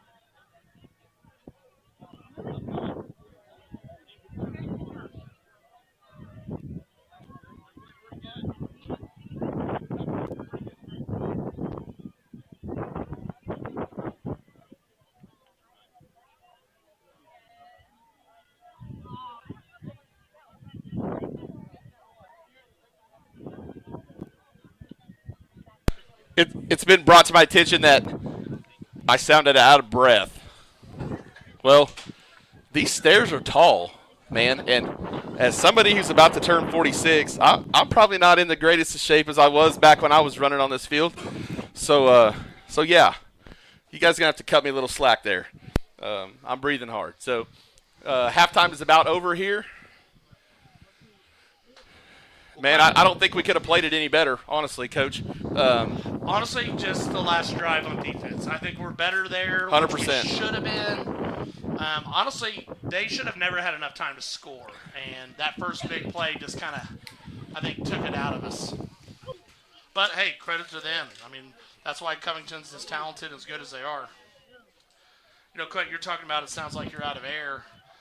I was told I sound like I'm really far away, which it sounds completely normal on my end than it does there. So, hey, I am going to tell some people that I'm not completely out of breath. Some of what you hear is our outside huddle camera does pick up a lot of audio. So with the wind blowing and some other stuff, like as I was talking to Talon there, you were talking to somebody outside of the bleachers, and I could hear you. Me? Yeah. Oh, I was talking to Amber. So, I mean, I'm loud. like, your voice carries. So, about to start it here. Covington's going to kick off. Ford Smith's going to kick off for the Covington Douglas Wildcats. Definitely expect an onside kick. They've squibbed everything. Wow. And they get it. That was a tremendous executed play perfect by Ford Smith. Executed perfect. I knew it was going to happen. We needed to probably have some hands up front there, but we didn't. And, you know, that is what it is. But you had to know that's coming. I mean this in the nicest way. The best thing the Cherokee Chiefs could have done right there is for one of those front guys to go and hit Ford so he has no opportunity to even catch that. Oh, absolutely. Absolutely. And I don't mean in a malicious way. No, I mean in absolutely. a way where you are protecting us from fielding the football. Yeah, you can't just give him free reign to go get that, but he executed that perfectly. Yes, he did. Durango in motion, fake handoff, quick pass out in the flats. Had a one-on-one with the safety, and the safety missed. And Camden Thayer's going to take it. That was a very, very quick touchdown by Covington. 48 yards of the house coming out of the booth, or out of the half. Yes. The intensity level just wasn't quite there. It seemed out to be a little flat. Hopefully that'll be the only time that'll happen here in the second half for the Cherokee Chiefs. Obviously, Covington Douglas is hoping it continues. So don't mean anything bad towards you guys. Just remember, this is a Cherokee broadcast, so we're hoping for the best for us. You ever hear if Covington's stream had got fixed, if it was working out? Yeah, I'm not sure. If we do have Covington Douglas listeners coming over because your stream's not working, welcome. We're glad to have you. Obviously, we try to be as balanced as we can, but obviously we do favor our own a little bit. Smith's going to keep that, and he's going to take it in for the conversion. Looks like the intensity level was definitely increased at halftime. I'm going to assume Coach Smith and his assistants mentioned to them that they better wake up, and they have a dogfight in their hands, and Cherokee came to play. So they had a good answer right there, though. Well, between that kickoff and that defensive series, we acted like we didn't even come out after half. So we've got to wake up and get back after it. So the intensity that we had in that first half was gone there. But kudos to Covington for coming out, onside kicking that ball. First play, get it out the hands of their playmaker, Camden Thayer, and he takes it to the house, 48 yards. No, Glenn, as we said, it's one of those things you have to play 4 quarters, and that's another thing that makes Covington Douglas so difficult to play and to defend. And, you know, you might be able to bottle them up for 2 or 3 quarters, but you never know. They could go score 3 touchdowns in 1 quarter alone. So I bet we got an extra guy right there in the middle. Looks like Ford is trying to tell his 2 guys where he wants to try to squib kick it. I'm going to guess to the outside of our second level. He may, if I'm him, I'm telling 44 and 8, hey, this is where I'm kicking it. don't let them get to it, just like we were talking about with him earlier.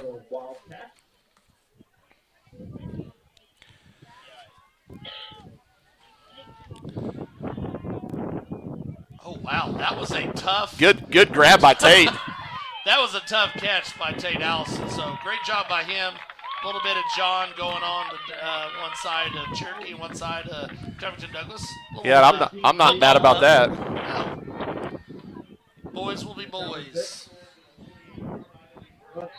So hopefully that intensity level will rise right here for the Cherokee Chiefs. I got no problem with the little John. Cherokee's going to take over from their own 48.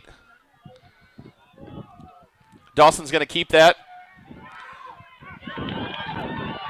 Slung down by Smith. He's going to get it out to the about the Covington 46. Good run there by Dawson. He looks a little slow, little ginger getting up. A little shaken up. Wonder if maybe he had the wind knocked out him a little bit, but he appears to be okay at the moment. You know, Clint, I'm really glad that Dawson did what he should. He knew he needed to switch the ball to the other hand, so that way if he got tackled, didn't help the defender to be able to strip the ball on him. But I think if he didn't switch, there's a chance he might have had an opportunity to gain an extra 10 yards on that first play. Oh, for sure. Was that a GT there? A little bit of GT right there. To the right side, gained about 2 or 3. Got third and short. Obviously 4 down territory for the Chiefs. Definitely don't need the pressure on us to get 4th and 1 or 4th and 2. Just need to go ahead and get the first here, kind of calm our nerves, let us know that we're in pretty good shape. Play clock's down to 7 seconds. Little jet touch pass with the fake. No, nothing up the middle. Tried to bound outside, and there's just nothing there. 3 Covington Douglas Wildcats there. Number 8, number 44, and number 22. Well, Clint, I said we didn't want it to be 4th 1 or 2. I would take that right now after a 4th and a long 3, short 4. Probably needed to keep that inside, unfortunately. We're going to have a timeout, Cherokee. This definitely seems like a pretty big down right here for Cherokee. Yeah, Covington's playing with all the momentum right now. Their kids are pumped up. They're jumping around, and we're not. So we got to find that, and we got to get something working in our favor right here. So we got 4th and a long 3. I don't know for sure. I don't know what coach is going to do here. He's going to go for it. No games in Class C today, Coach Guffey. But, Timberlake tonight. Timberlake. Oh, yes, Timberlake against Winoka tonight. No games in Class C at the moment, I should say.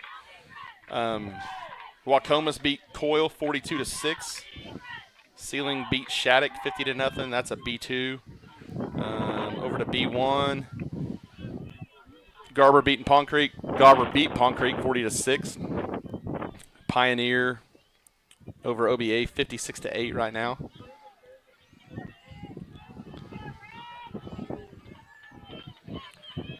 Let's see what coach has got lined out right here. 4th and a long 3. Ball near the 45-yard line of Covington Douglas. Joel's, man, I'll tell you what, there's not a whole lot there Dawson could do. He wasn't, I thought Joel was pretty well covered. There was a guy covered just underneath. I think the safety might not have been in a perfect position on the backside, but he was there. That was a really tight window for Dawson to throw to, but that was his best opportunity. Once again, over on that side, Camden Thayer making that play for the Wildcats in the secondary. Hey, it was a great play by the Covington Douglas defender there. He dang near came up with an interception. Quick handoff off the middle to number 1, but he ain't going nowhere. Right there. First one there, I believe, Tate Allison. And then looks like number 6 or number 8. Dawson. and I couldn't see who else was. I think it was Aiden Hall. Were right there to not let him get any more of a push. But he did gain a good 3.5 yards. For where they marked that and where he ended up,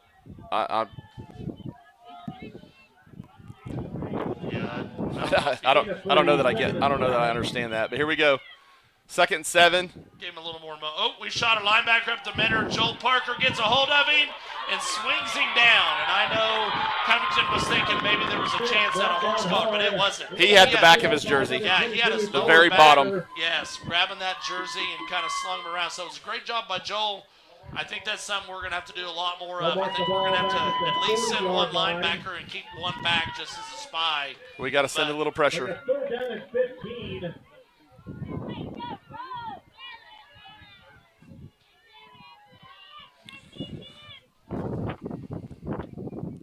Here we go. Ford's going to drop back to pass. He's going to let one fly, and he's going to overthrow Holcomb. You know, Clint, he had a couple steps on Dawson there, but it's going to bring up 4th and 15 for the Wildcats. I think if you're Covington, in my opinion, which Coach Smith knows more football than I do, I think I'm punting here. I think I'm trusting the intensity level of what we're bringing here in the second half. Maybe make Cherokee go the long field because you don't get this right here. Cherokee's got some short field, should have the ball around midfield. I still don't know that. I mean, Coach is doing the right thing. I'm not putting anybody back deep here with their quarterback, playmaker, snapping the ball. Oh, he decided he's trying to punt it. He did get it off. I don't know how he got that off. I don't either. I'll tell you one thing, Clint. It's a lot like the Davenport punter last week. They weren't very far back. No, they did a short one. It looked like Ford was only about 7 yards behind the line of scrimmage. And, normally I think you're 10 to 12, even 12 to 14, depending on what kind of kicker you have. So that was a pretty athletic play for Ford to even get that ball off at all. Yeah, I mean, it ended up being a 35-yard punt with 2 guys bearing down on him, and so, we might have some Covington fans there too. They'll be like, oh, they hit the punter. Well, once he starts to run like that, that goes out the window. So Cherokee's going to take over from their own 25, 26-yard line. Covington leads 30-22. Clayton takes the ball. He's going to get out for a couple yards. Covington Douglas player number 1 did a great job stepping up in that hole and plugging it up. Minimal game there for Clayton Roach.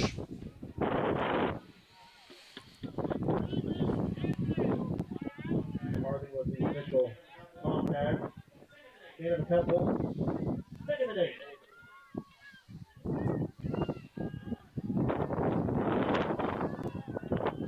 Yeah, you're starting to hear a little bit of that wind blowing outside on our microphone. I think it's picked up a little bit here. Give to Tony on the jet. He follows it out, cuts it up. He's going to get close to the first down. But I'm not going to lie, that play has been so successful for us today. I think about every 3 or 4 plays, I think you need to run it. That's going to be a first down for Tony. First down. Ball on the 36-yard line. We used to run that play quite a bit with Justin Schombacher, Tanner Bowman. We'd run that jet, and it would be a read. And our quarterback would have that decision to pull it and take it off up the middle or give it. And, man, that was deadly when you have all that speed. And I think that's something that Dawson's going to be very capable of doing pretty quick. Dawson did a good job right there. Gets it out for a couple yards. Yeah, a little different running it with old Tebow or the juice box. Down. Can't quite see what's going on. Yeah, we're kind of shielded from it by our players. But Dad is down talking to him. Hopefully it's just knocked the wind out of him. It didn't look anything too crazy. Like I said, hopefully it's just something that knocked the wind out of him. Hard to tell. Obviously, Tony's going to get ready to go in here and take snaps at quarterback. Tony's very capable, fast kid. He can run. Well, again, last week, we had the opportunity to come in and take some snaps and do some thing. And obviously with Trigg, Ream, and Gavin Guffey both being hurt, being kind of more of the second and third string backups at quarterback if needed. Yep. it was good for Tony to get some reps last week, just so if things like this happen, whether it's one play or if it's the rest of the game, depending on the situation. Haven't seen a lot of movement down on the field yet. Not quite sure what's going on. Again, like Clint said, it's kind of blocked off. I know everybody's kind of looking at the situation from all the kids on the Cherokee sideline. Hopefully it's nothing serious. Didn't really see how he went down. Yeah, again, it was kind of blocked off. So we will go ahead and take a quick break right here, and we'll be back shortly.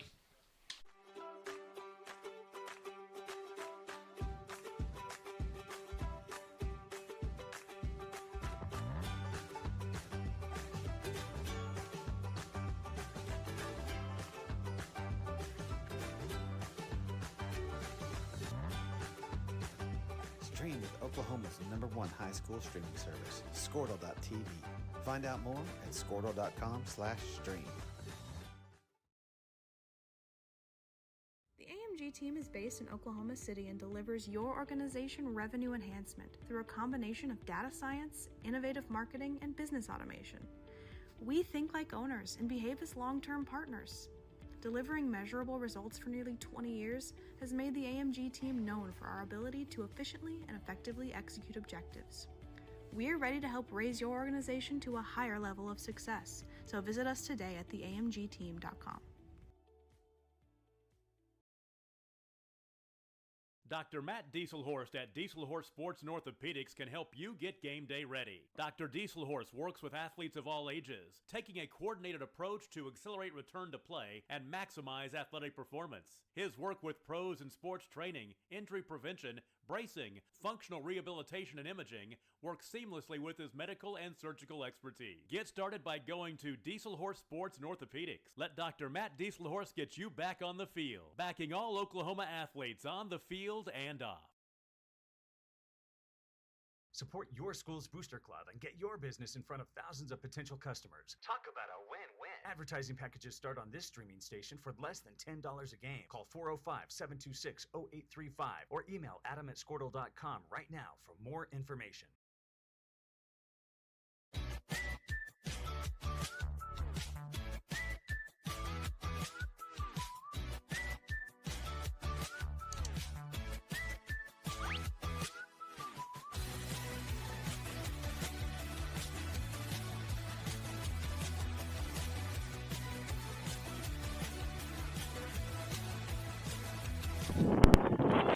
Back with you here.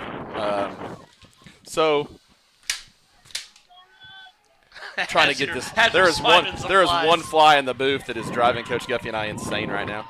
Well, unfortunately, go ahead, Glenn. You're going to lose Dawson there to, he's up walking around, but I think what it looked like we had a little bit helmet to helmet there on that tackle. Nothing malicious there on the Covington side, just a football play that was being made, and unfortunately, Dawson took the brunt of it. So Tony Macias is going to be in at quarterback. He takes that snap and runs for about 3 yards. I will say, Clint, the offense that we've been running so far today honestly fits Tony's skill set pretty well because we haven't thrown it very much. Yeah. So, and Tony's got probably a quicker burst of speed than Dawson, but obviously Dawson is used to it, probably has more of the middle-sided quarterback, so we're obviously going to have some good things, but it's some bad things. Good run by Clayton right there. I'll tell you what, we talked about it, you hit on it a little bit earlier, Clint. Clayton's doing a good job being real patient, but once he sees the gap, he's hitting it hard, and he's not just trying to continue to bounce it out and bounce it out. He hits that hole hard, and when he knows, like, hey, I got to run hard straight ahead, take what I can get, he's doing a much better job of that these past 2 weeks. Yep. Tony's not going to be as physical a runner, of course, as Dawson, but definitely a quicker step. More speed to the outside. Ball came out, but he was down. They said he was down. Cherokee did recover it either way. Wow, somebody lost a helmet. Looks like Declan Lucas. Now he's going to have to come out for a play. I'll tell you what, that was some good awareness by whoever recovered that ball, because he immediately snatched it up. Missed him. Thought you had him, Coach.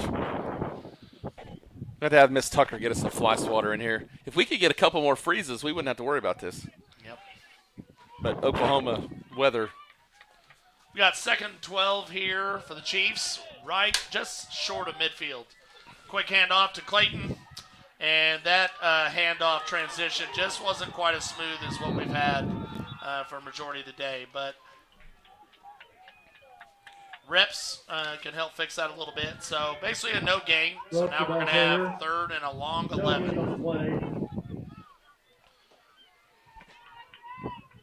Clint, I didn't notice. Did Dawson stay down on the sideline, or did he go in? I think he's still on the. He was. I don't. Yeah, he's right there in front of Coach Pruitt. Oh yes. Okay. Coach Pruitt's looking. Oh, there. he's on the bench. Okay, yeah, on the bench. Give him a little attention to the back of his neck there. Yeah. So Chiefs are at midfield. Offsides. Encroachment on the defense.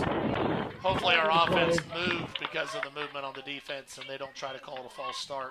Covington's pointing like it's us. They're saying it's us. The way the back judge, I can't say the back judge, wasn't the white hat, but the one that played behind the offense is the one that made the call. And it's probably a little harder for him to see the defensive line move first.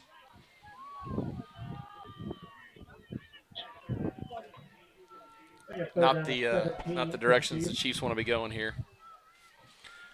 Well, we definitely want to stay away from the passing situations as much as possible. It's not Tony's strong suit, but hey, we made it 4th and manageable. Great run by Tony. He found that hole. Now he's a little gimpy. Now's where things get a little bit interesting, because I don't know who would be next for our quarterback. Well, Clayton's going to have to take the snaps, and we're looking at, Wyatt Calwanson or the ball carrier. Zach Stonehawker at running back. Yeah. Hopefully Tony's is nothing major, maybe just a little bit of a cramp. But it was a great run by Tony. Made it to where it's 4th and 4. So we're not sitting here at 3rd and a long 11 or 12. So definitely still have an opportunity just to run it for a first instead of throwing. Tony's sitting up, so it looks like, he's up. He's maybe little gingerly. He's going to be okay. He's got to come out for a play. Yeah, maybe a turned ankle. I almost wonder.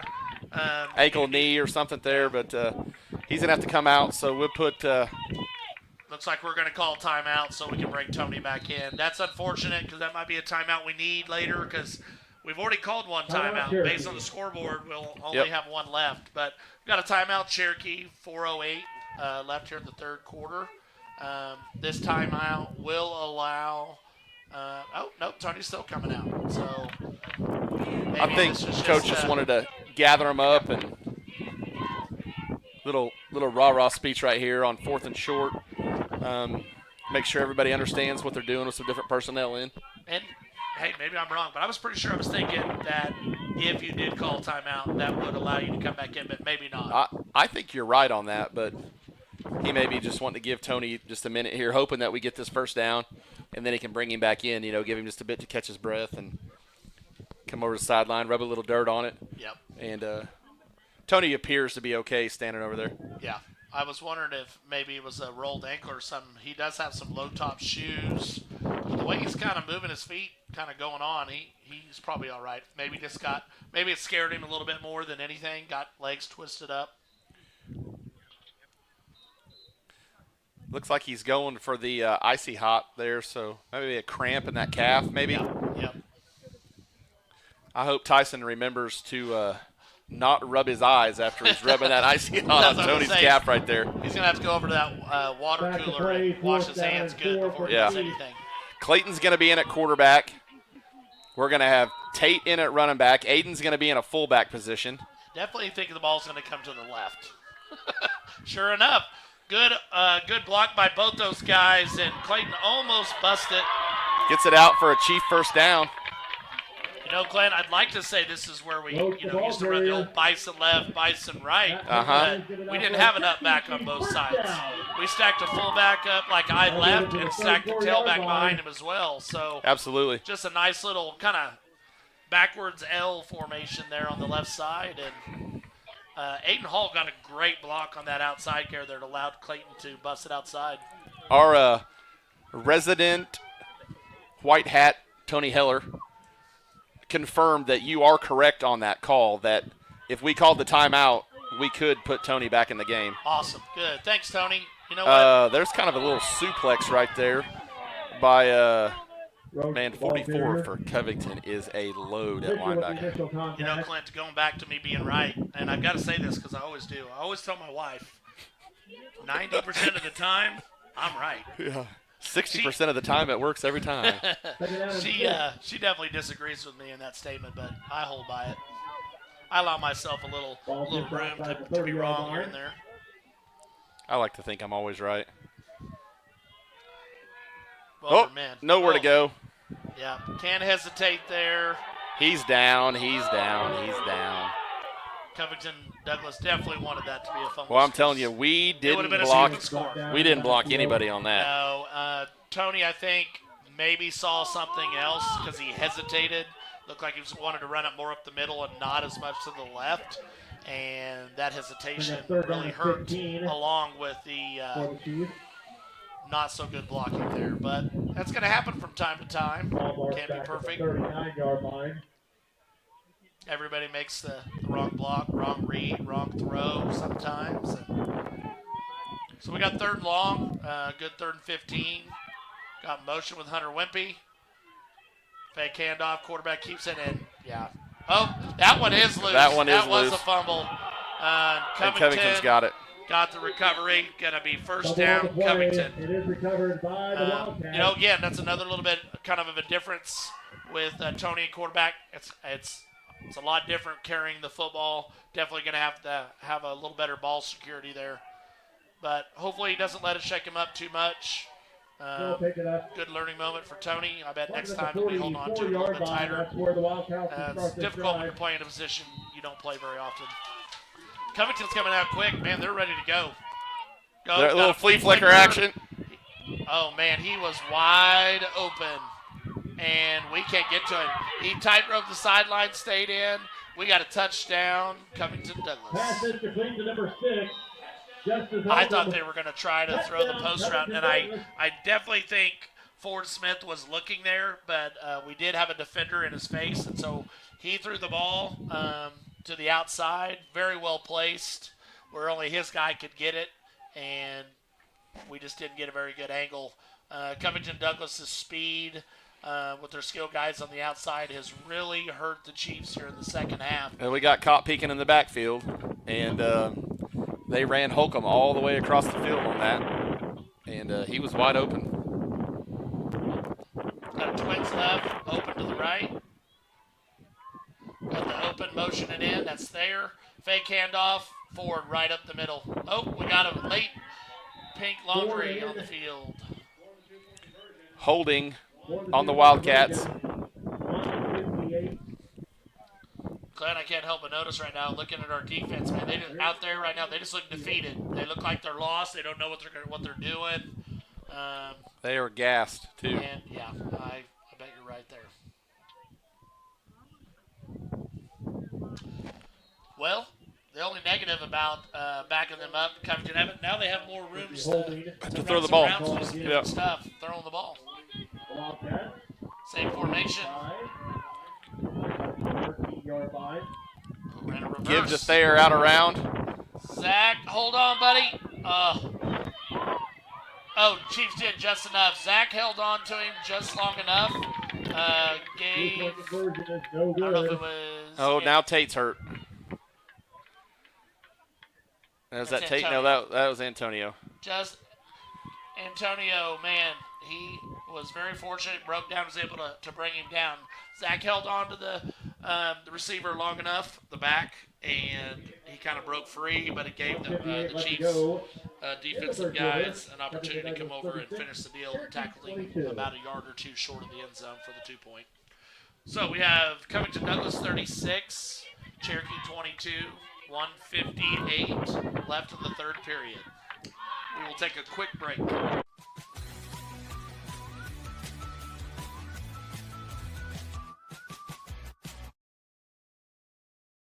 Surface Experts is your one-stop shop for all of your hard surface damage. If you have a scratch, chip, crack, burn mark, or hole, we can handle it.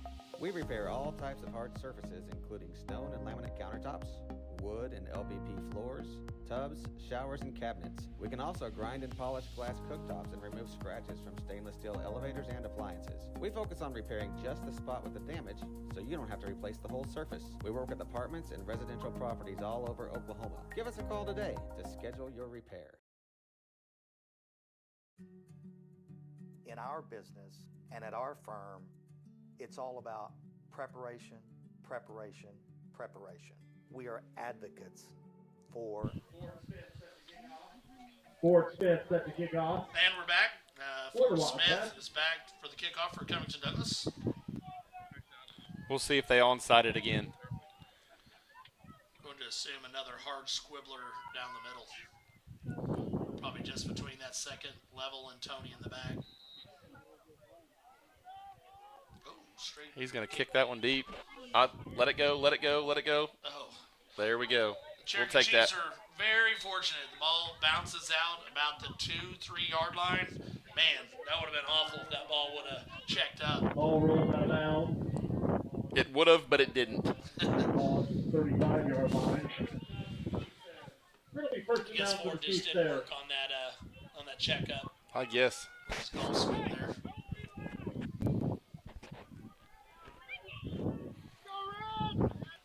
Man, I tell you,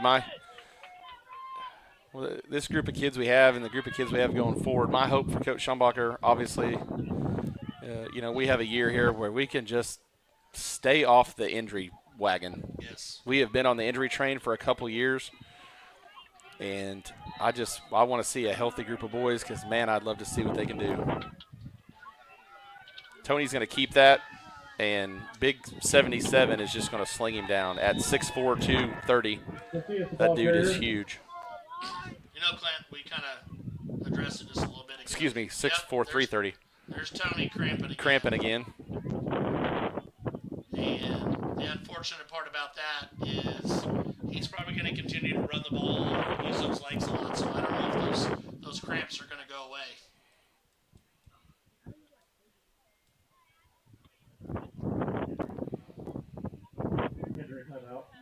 Yeah, it's really getting to him that time. So I don't know if you remember how bad we talk about the old juice box. Justin Schumbacher cramped worse than anybody. He was always doing some calf stretch on the side. This is where you need to use his expertise right here. Yeah. Because even in college, when we went over and watched him play at Northwestern, he was always on the sideline doing a calf stretch or, always working them out. He was always cramping. And it was just crazy because we got a little pickle juice. Coach Pruitt's bringing pickle juice. Yeah, false start. Yeah, and going back, Justin was one of those kids that always hydrated, always stretched really well. It was just something he just struggled to overcome to start. It'd take about 4 or 5 weeks into the year where he would quit cramping up every game. And obviously, he was the dude you wanted on the field. For sure. On both sides. Yeah. So we got Hunter Wimpy taking snaps. Yeah, I figured Hunter was probably the next one to come up. I know, only unfortunate thing is like you said, Clint, Covington Douglas knows we got to run, and so now they're not really that worried on the back end for any type of pass. So I'd put 8 in the box and kind of the old defense like they used to run at Jeremy Hickman, right? The old 8 ball. Yeah. Man, we're not getting any block on big old 77. Nope. We have 2 guys that were right by him, had an opportunity to do something, and it's like, no thank you. Chiefs will bring out the punt team. Wimpy, the ball carrier. Puts down around the 29-yard line. Loss of the play. Bring up 4th down and long. I'm kind of surprised Covington doesn't have any back this time. Because there's definitely Ain't no way we were going to get punt by Clayton. That's going to go out at about the 38. Yeah, would have been even better. I thought it was going to be closer to the sideline, and he was going to have a chance for it to kick back even farther back into Covington Douglas territory. But out around the 37-yard line. It'll be I'm sure first the down wind had a little again. bit of an effect on it, but Upcoming still for the a pretty Wildcats. decent punt for high school football. Small 8-man high school Yeah. football. Well, hopefully, Clint, our defense can get the intensity built back up, because if not, Covington's going to try to stretch this lead even more, and they can do it in a hurry. We got a double twins formation, so quick pass, handoff, quarterback keep. They're going to give the give to Tarango there. Yep, there's nobody there. Nobody makes contact with him until 10 yards up the field. Covington is just putting a hat on a head, and we are not doing a good job shedding blocks or preventing the blocks that are coming towards us right now. They have the Chiefs on their heels. Definitely. Ford's going to take it. He's going to set up, throw to Tarango, who was wide open. I'm wondering, that was Joel being a little late there. I'm wondering if his eyes got caught in the backfield there. Bring up third down and Enough one. for Cherokee, the pass was a little bit behind. I'm going to assume, Clint, we were talking about it earlier, and I said, Ford has just been slightly off today, but I'm going to have to say it probably has a little bit to do with this 20 to 25 mile an hour wind. Absolutely. The give to Man, there's just nobody there. Marker there. Hunter Whitby's the first guy there, and he had to come all the way from the safety There's Marler, position to the the ball sideline, carrier. and it was 15 yards down the field. Whitby knocked him out. So the Chiefs are just losing all Pick sorts up of his momentum good right enough for a now. Wildcat They got to first find a way to down. dig deep. They'll move it to the 39-yard line of Cherokee. Keep fighting.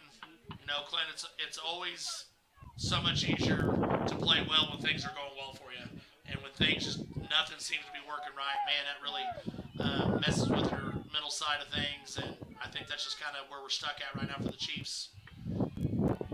Tate blitzes upside.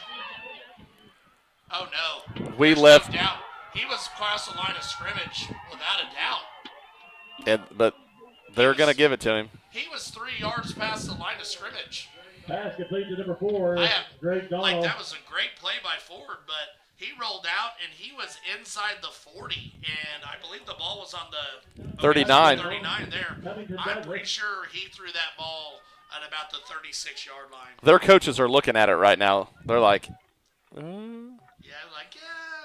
think we got lucky right there, because that should have been an illegal forward pass on the Covington Douglas Wildcats, but the officials didn't quite see it, so that's what we got to go with. Quick pass to the corner, wide open. Oh, and he drops it. Great contact by Tony as the ball got there and the ball came loose. Was that 18? Was that Yeah, there. Thayer timed that ball really well, jumped up, caught it, just didn't quite get it tucked in before he got good. it 5 hit, and the seconds ball left to came go in the loose. third. So we have Covington Cherokee Douglas with the lead 22. now. They've extended their lead. They're up 42-22 for the Chiefs. That is now 20 unanswered points. But it was 22-14, right, Clint? Yeah. So make that 28 unanswered points for Covington Douglas since middle of the second quarter. We'll take a quick break, get ready for the kickoff. We speak for them. So as a part of that advocacy, it involves hiring the best experts. It's doing the legal research. It's doing the medical research. That is advocacy behind the scenes. It's not just the bells and whistles in front of the jury.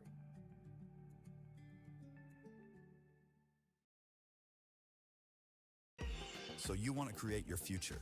Discover a path worth traveling down? Find a career to get excited about. For decades, Career Tech has been training talented, skilled individuals, empowering them to step into a career that Here's the kickoff by Ford Smith and Covington Douglas. We have 5 seconds left until the final quarter. Ball's kicked deep. Tony better come up on that. Checks up. Didn't get much of a time. We got a big hole up the middle. Tony Macias bounces it, has a chance, gets it outside down the sideline, crosses the 50, and I'm not going to lie, Clint, the way he kind of went, I almost wondered if he cramped up right now. Yeah. He doesn't get up limping. No. Good return by Tony there after he bobbled that kick. Great job by the return team opening up some holes. Clint, I'm telling you right now, I think you could have drove semi up the middle of the field right there. So, That bobble kind of worked out in our favor. Yeah.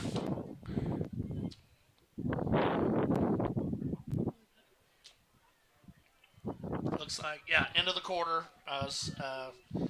End of the quarter timeout, basically. So, have a chance to catch the breath. I know Tony's kind of leaning over with hands on his knees. I know he's a little tired, having to do a little bit more out of the quarterback position and fielding kick returns.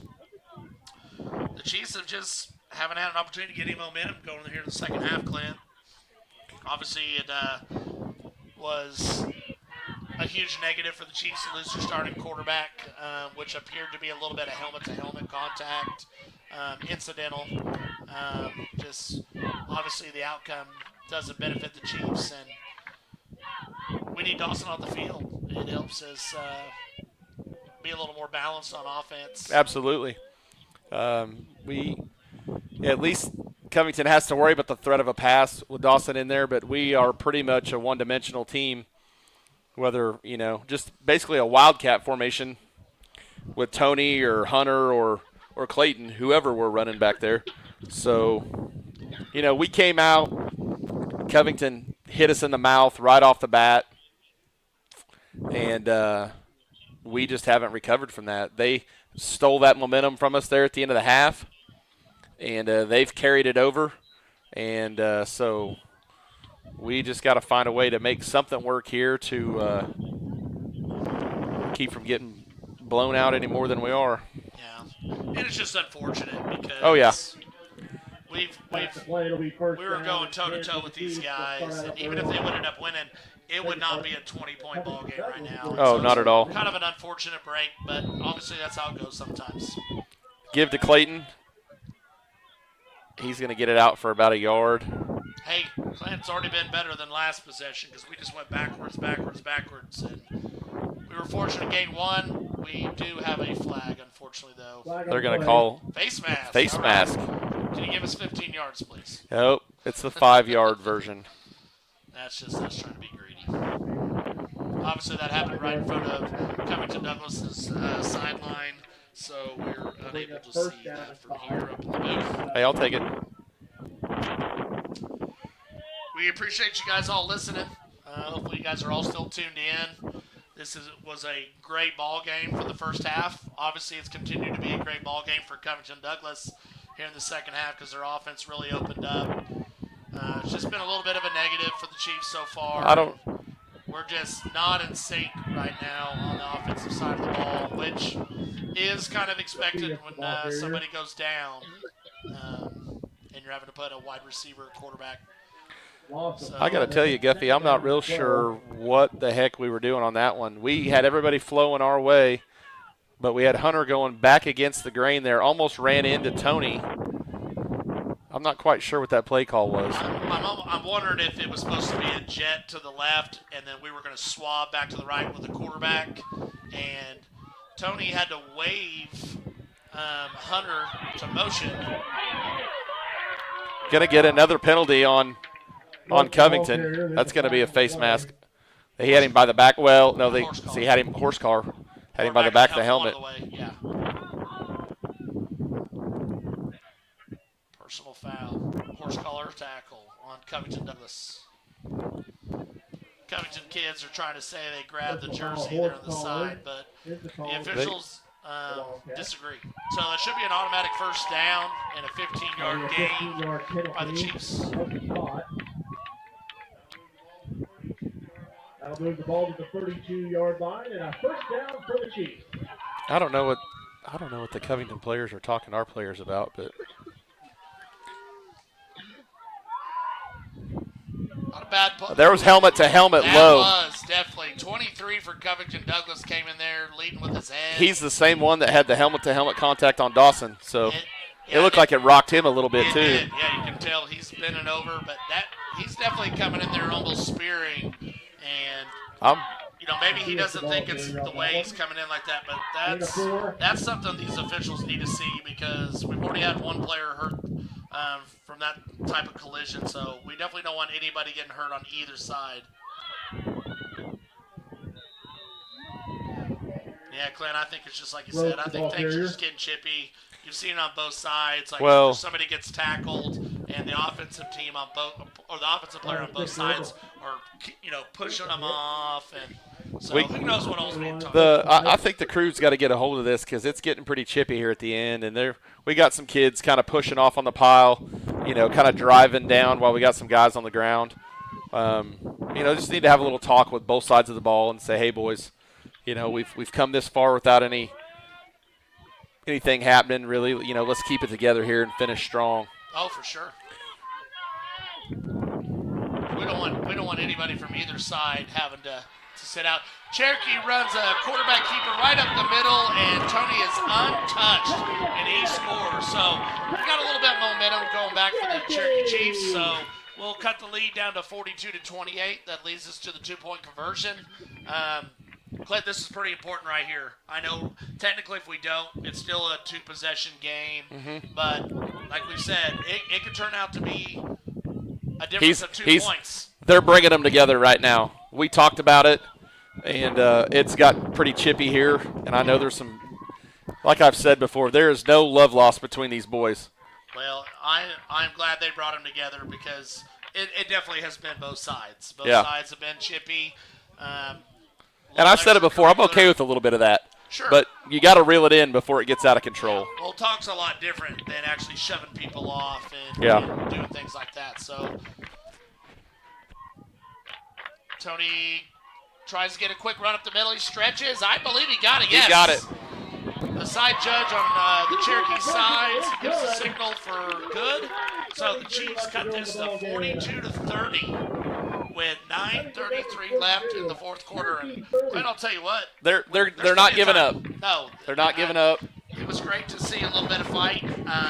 Obviously, we had some things go our way. We were fortunate that there was a face mask and there was a horse collar tackle. Some people would probably say, well, we were lucky, we were fortunate. Well, rules are in place for the game for a reason. For Absolutely. Safety of our players. And we both sides have had unfortunate things go their way, and Cherokee benefited on that drive. So that helped. This is probably the most crucial defensive stand opportunity coming up right here for the Chiefs because I think if we can get a quick stop, get the ball in offense, man, you're going to have some real excitement and knowing that the opportunity's still there.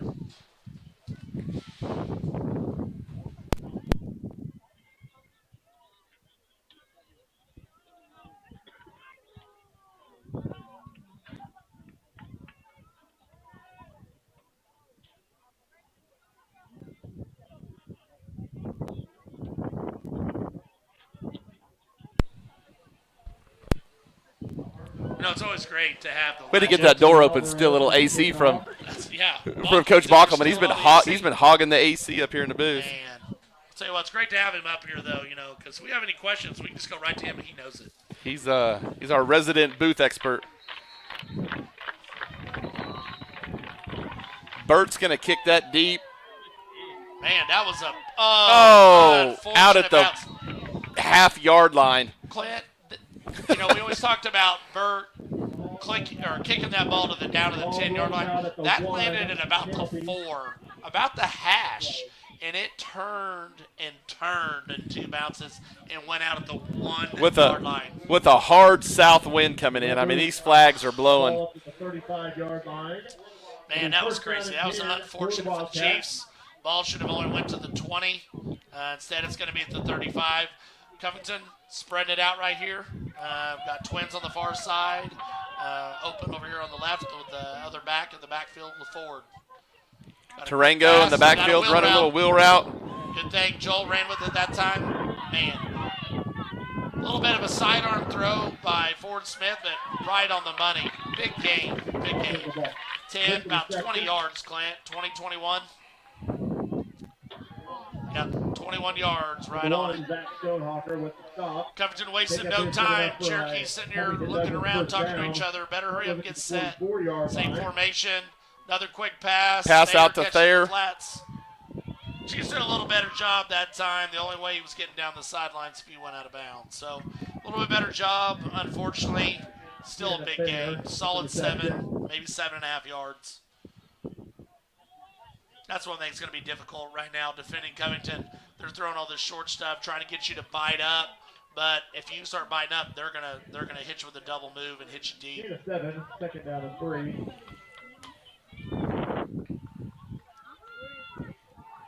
I got a deep corner route for number 6, just a little off the mark.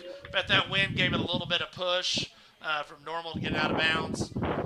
Kind of picking on the freshman right there. Zach Stonehawker in the game. He's there. He's right there with him. Yeah, so he's not in terrible position. These Covington receivers are tough to defend. They're tough to stay with. For me, I watched these boys, both sides. Coached our boys when they were younger. Coached against Nathan Holcomb, coaching the young kids at Covington. So I saw all these boys as 3rd and 4th graders. So that's always still kind of neat for me just to see them as they've grown up, whatever. So sure. Got an arm tackle there by Zach Stonehawker. A couple other teams that had an opportunity to get a shoestring tackle maybe in the backfield, but that's what makes Fort Smith just really difficult to bring down and tackle. I hope they don't catch us slipping here. They keep kind of just kind of lazy slipping Tarango out of the backfield, and then he'll go on a wheel route. So I hope we watch that, and then we don't watch the ball. Yep. They get a free 5 yards right here.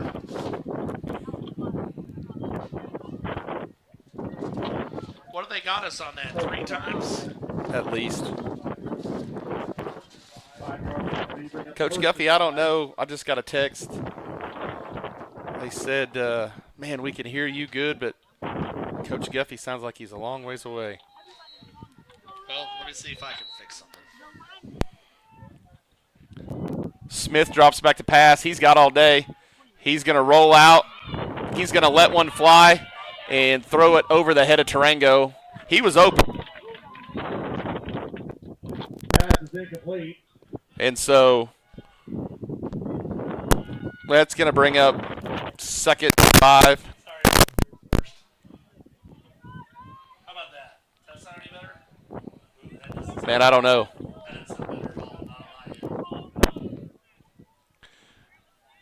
All this technology. 2nd down and 5. How about that? Nope. Yeah, nope. To me, it sounds worse. The give to Tarango. He's going to bounce it, kind of hop around a little bit there. And Cherokee's going to stop him for a gain of about. Tarango, the ball carrier. Rhodes with the stop. He might get 2 on the carry.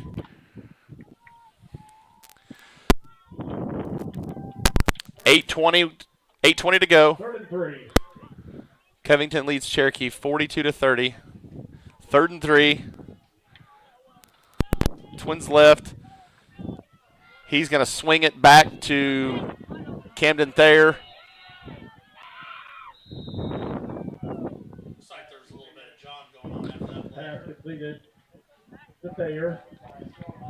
Knocked out of bounds by Stonehawker. 1st down. I can promise you that Thayer's going to jaw on about every play. And I'm not saying that in a bad way, but I've coached against that kid, and he loves to get in people's heads. He can talk, and he likes to do it. Give the marker there, and he's going to be stopped for no gain.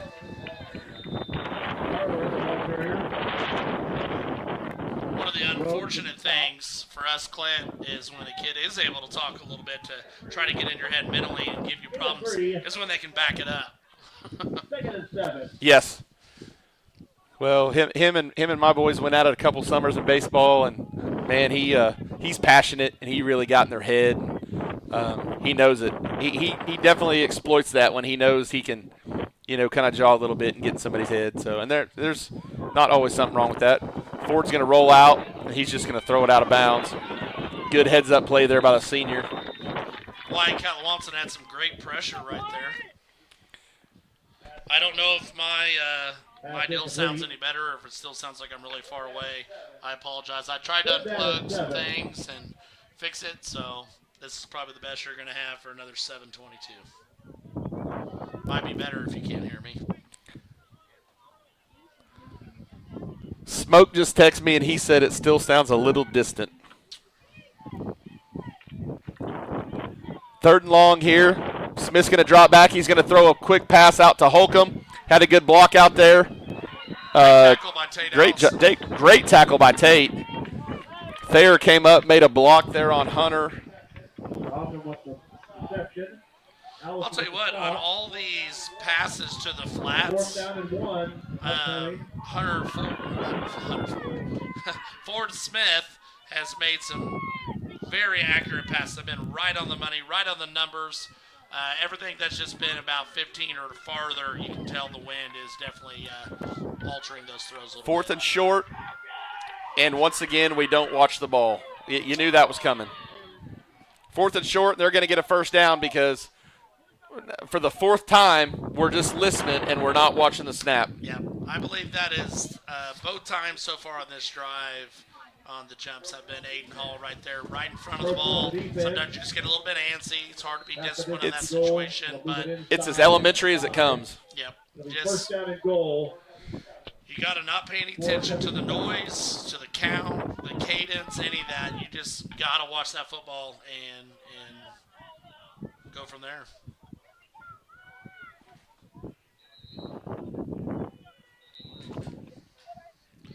Coach Donaldson, Covington Douglas baseball coach. He's an awfully funny guy. Clint, he just said, I was just getting ready to ask if you turned your volume down. He knows how loud I am, so. Ford takes that in, basically untouched. Number 22, Ford Smith. Touchdown, Covington Douglas. Well, you get that momentum if you're a Chief fan, and then all of a sudden, Covington Douglas just responds with, I can't say necessarily chunk, but they had some not chunk by chunk plays, but they kept moving that ball down with a lot of ease, and that takes a toll on you mentally and physically if you're the Chiefs. They're going to give that to Thayer.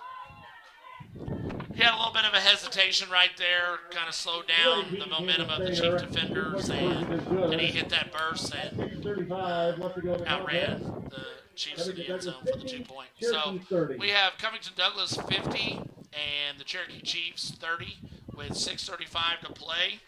We'll take a quick break and got to pay the bills, as Clint would say. Got to pay the bills. We'll be right back. Not only their life, but the Oklahoma workforce. These individuals are the heartbeat of this state's economy.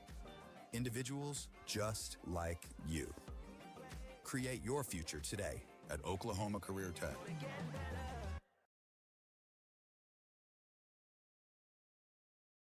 This back-to-school season, give your home the connection it deserves with Go Pioneer Fiber Internet.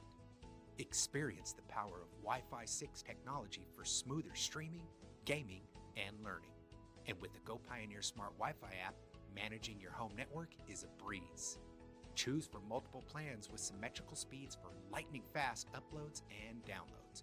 Get your family school-ready with Go Pioneer Fiber Internet. Sign up today at gopioneer.com.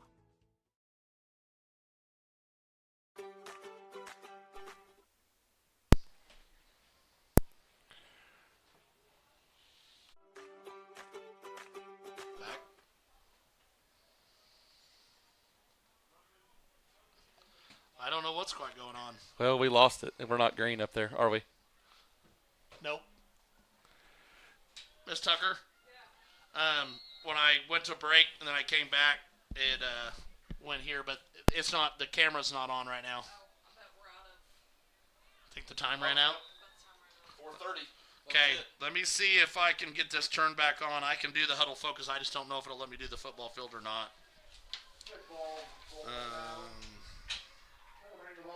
I'll try to turn this back on.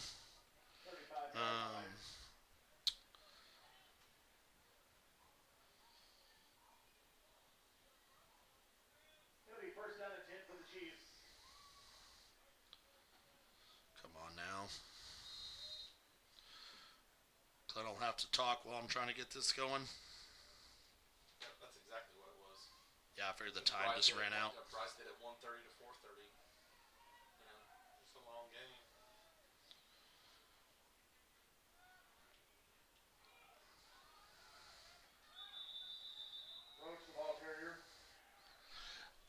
Do I need to turn it back? I guess I need to do the live stream, right? Do the YouTube, or I don't know which one to click on. There's the Huddle TV. Yeah, that I honestly don't know. You would think Huddle TV, right? Okay. Okay.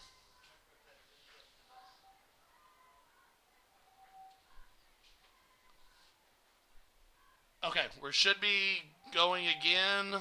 It's green. I would think, but it's not popping up here on our screen. But at least I know the Huddle camera. Whatever. Tony's going to. I've got it going, but it's not popping up on here. Marlar on the tackle Might have to for the change that again, Chiefs. huh? Chiefs going backwards. I'm pretty sure he went to this second one.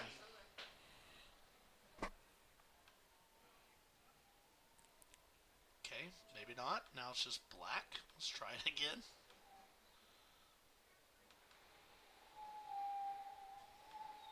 Boy, that wind is howling. Yes, it is. Wonder why that is not playing. Come on now. Change. He took a shot on that one. Yeah, I saw that clear for some reason. Yeah, it's just not. There it goes. Okay, I believe we have it back.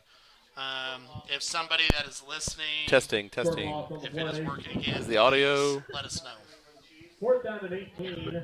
I think we got it. Yeah, I think that it's just going to be a misplay or two on the film. Yeah, we lost Huddle there for a little bit, folks. But I think the you can set the game for how long it is, and I think they ran out of time. This has been a lot longer game than normal. It's already been 2.5 hours. So I had to create a new one.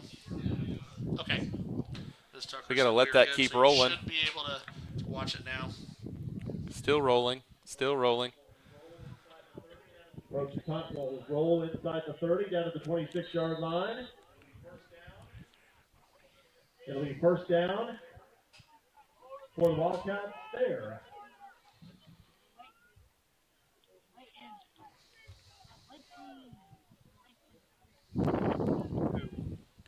.403 to go here. I'll be anxious to see if it does look like maybe Coach Smith is going to sub out here. Have a quarterback change. Definitely some of them. Nicholas Kramer, freshman, coming in at quarterback here. Tell you what, that's a class move by Covington. It's only a 20-point game, so obviously a lot of people probably wouldn't do this at this time. But hey, it's good opportunity for your next quarterback to get an opportunity to get some plays, get some reps, and get better. So we're glad to see some of these new kids get some minutes.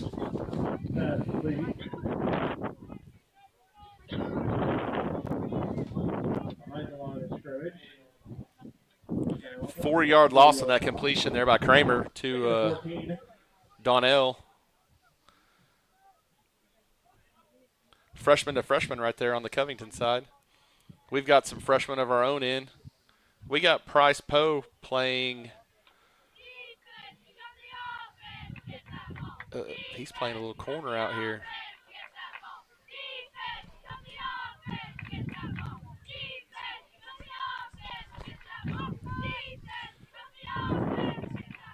Kramer's going to hand it off.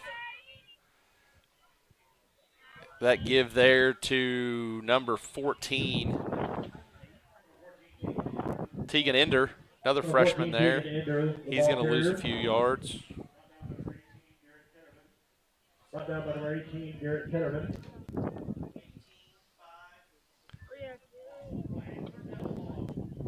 Off of the play, 3rd down and long. Oh, I thought he was talking to us. Yeah. Check that. A Tate Allison with the stop. I'll tell you what, Clint, there's still a lot of good things the Chiefs can take from this game because you're Oh, playing absolutely. an extremely talented team in Covington Douglas. Their offense is just extremely deadly, and we were fortunate to take advantage of them, their defense there for a while. They made some, obviously, I'd say that I like to make some adjustments, but it didn't help us losing our starting quarterback in Dawson, Schombacher, which made it obviously a lot more difficult for us to do what we want to do on offense. Tony was able to make a couple possessions and stuff, make some plays, get some holes and stuff like that, but for the most part, Covington hasn't let us do very much, and it really limited us on offense. But Covington made some adjustments. I think most of it was just a mental adjustment of pick up the intensity and try to hit them in the mouth, and they came out and they did that here in the second half. And Covington's going to take a time out there to punt. Yeah, game completely flipped. Yeah. So, You know, gosh dang it, we just about did it again.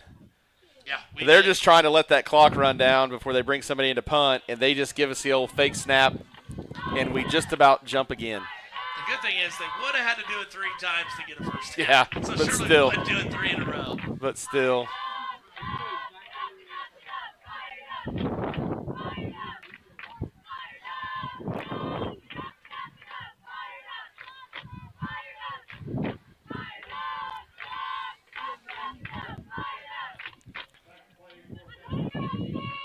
Back to play, 4th down and 14.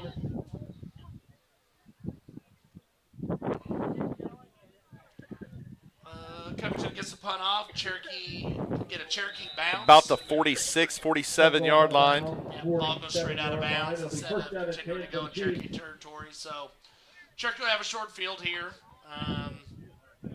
Looks like we are putting some subs in as well. Get a lot of sophomores in there with some juniors. Obviously freshman, sophomore, junior mix. So I'm going to guess Hunter Wimpy's probably playing quarterback. That looks like Hunter is going to take some snaps for us. We got Zach Stonehawker in the backfield. Stonehawker's going to take that ball right up the middle. Good run there by the freshman. Good run. He runs hard. Our split out right there, Zach Stonehawker on that far side. Actually, it wasn't Zach. I remember that was Wyatt. Ran the ball. Wyatt didn't really get set, and I think the official was nice and kind of let it That go. pickup's good enough for a Cherokee Chief. 1st down. So we have 1st and 10, right on the 35-yard line. Take the snap, hand off to Zach Stonehawker again. Number 21 and number 11 for Covington Douglas. Both make a great tackle. Our reserves didn't block anybody on that one. No. Ball carrier. Probably going to have to continue to run the ball up the middle with this last group instead of trying to get to the outside necessarily. Looks like Garrett Ketterman coming into the game. Zach's hobbling a little bit. He's been a little banged up all game so far, so looks like Wyatt's in the backfield. Garrett's split out to the left far side. Hand off to Wyatt, kind of wants it. He does have some speed, but unfortunately we have a lineman or two. Got a loose football. And we fall on it. Cherokee did fall on it. Looks like some of our young linemen were a little confused on who to block on there because the far side defensive end was able to get in the backfield pretty quick, and White did a good job getting off him, but after that he didn't get the ball tucked, and so Covington defender knocked him loose. Looks like that's going to be the game, Coach. 16 seconds left. We're going to let the clock run out. You know, we hung in there. We played good for a half of football, but obviously losing Dawson, you know, there makes us really, really one-dimensional. And you can't be one-dimensional against a really, really good team like Covington. So a lot of positives that we can take away from this game to build on, you know, next week. Homecoming against Olive here. So should be a game that we win. Yes. But, you know, may have to make some changes, not knowing what happened to Dawson, what that's going to look like going forward. So good Covington team there. Their running back, the Pearson kid, went out there early. I hope he's going to be okay. Congratulations to the Covington Douglas Wildcats. I think we're going to see Covington go deep this year in the playoffs for sure. No doubt in my mind that if they're in Class C, they're not in the state championship, you know. Yes.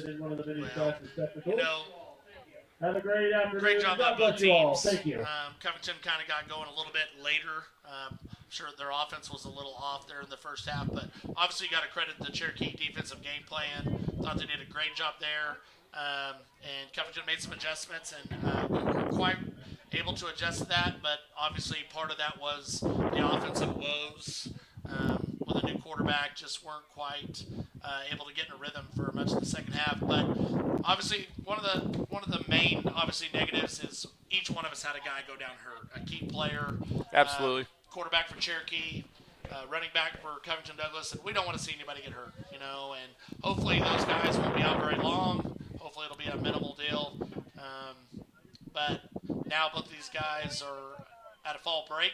I'm assuming Covington Douglas has fall break this week. I don't know that for sure. But get an extra day or two rest and get ready for next week. And as Clint said, we'll play Olive for homecoming. Kind of a pretty big tradition for Cherokee here. We'll have a parade, get out of school early on Friday, and we're out of school on Monday, so we already out of school on Monday, there, yeah. But obviously the football teams and stuff will still be able to have practice as some of the classes will be preparing their homecoming floats. We love it when all our alumni that we don't always get to see a whole bunch gets to come home and celebrate with our school and our fans and our community. So we just got to take this game with a grain of salt. See what we did well, try to build on it. See what we didn't do as well, try to correct it, fix it, get it ready, improve it, and get it ready as we move down the road. Because these next two ball games are different. To me, we're favorites, and we should win those games. And then that leaves us with Wilcomas at the end, which Wilcomas played Covington Douglas close. We played Covington Douglas close, and that will determine probably the 2 and the 3 seed. Absolutely, more than likely. So we have so much in front of us, and obviously it would be more beneficial to us being a 2 seed compared to a 3 or a 4. Get a home game. Yes, and obviously the talent level of the team you're playing will be less. Now, one thing that's going to be different for us this year is we are finally not going west. Finally. So well, with the kind of. we will go. Yes, yeah, we will play B4, so we will go southwest. I believe southeast, southwest is the direction we go. Okay, so we don't match up with C-League and Okie? No, we don't. We do not match up with those guys. Oh, I thought we did with C-League and Okie. No, one of the things with us going east, it gets us out of having to. We don't go west now like we've done all these years, going and playing the Lavernes and the Ceilings, and of course that's all different now, you know, with the reclassifications. But we will not go west. Coach Schaumacher and I had that talk the other day. Maybe during the junior high game, we were sitting up here talking about it in the booth. So I think we are B3 and we go to B4. Okay. So well, I didn't know with Laverne, or I guess with the B1 and B2. They're in B1. They're in that whole different class, anyways. Okay. I was thinking we matched up with Sealing and O'Keen, Yep. so that makes me feel better because we know how talented Sealing is. We know O'Keen is well coached and very talented as well. So, but we need to try to be the 2 seed. We want to be the 2 seed, not the 3 or 4. We wouldn't have even had to matter about that district. So I guess we'll find that out there. But we appreciate you guys all listening. I'm sure some of you have already shut us off. But we appreciate you being here with us. Clint and I really enjoy doing this. We know it benefits a lot of people to where they can just sit here and listen if they're not able to make it. So we appreciate that. Clint, it was a blast, man. I'm glad we got to see the Chiefs play really well for the whole first half against a very talented team. You bet. I think that'll be very positive for our guys moving forward. Just got to be able to do it for 4 quarters. Had to battle some adversity, and we all know that's part of the game, and that's just something you got to learn to overcome. And with these young kids, they'll see that, and you just got to try to build upon it. So. You bet. So I'm just sitting here looking at it, and if that district is still right, because this one is wrong for us, but we are in 3 now, so we go to 4 with that district that has Arcoma, Cave Springs, Gans, Keota, Webbers Fall, or Wilson, Henrietta. Okay. I don't know anything about them, but Wilson Henrietta got a good set of some brothers. they're pretty good basketball players. What, triplets? I think Twins? Triplets? there was 4 in high school last year, and I Oh, think man. there's another 1 or 2 that might be in high school now. That was all last year. Holy cow. I think, there was a chance that these brothers were going to be all 5 starters. Hey, Very talented basketball. I didn't know who all played football. real quick, I want to give a shout out to my brother-in-law, Darren Schultz, and my buddy Jeff Baker. They drove the semi to Provo. They are listening to us in Provo, Utah right now. Awesome. Drove the equipment truck, the semi out for the Cowboys. So they're sitting there listening to that game. So we thank them for tuning in and listening. Always a cool thing there that those guys do. Jeff Baker's done that a long time from Kremlin, and my brother-in-law helps him out. So a cool deal he gets to do. So Hey, that's pretty awesome. we're proud of him for that. And so, anyways, thanks for everybody tuning in, and man, we'll see you next week for homecoming. Yep, sounds good. All right, see you.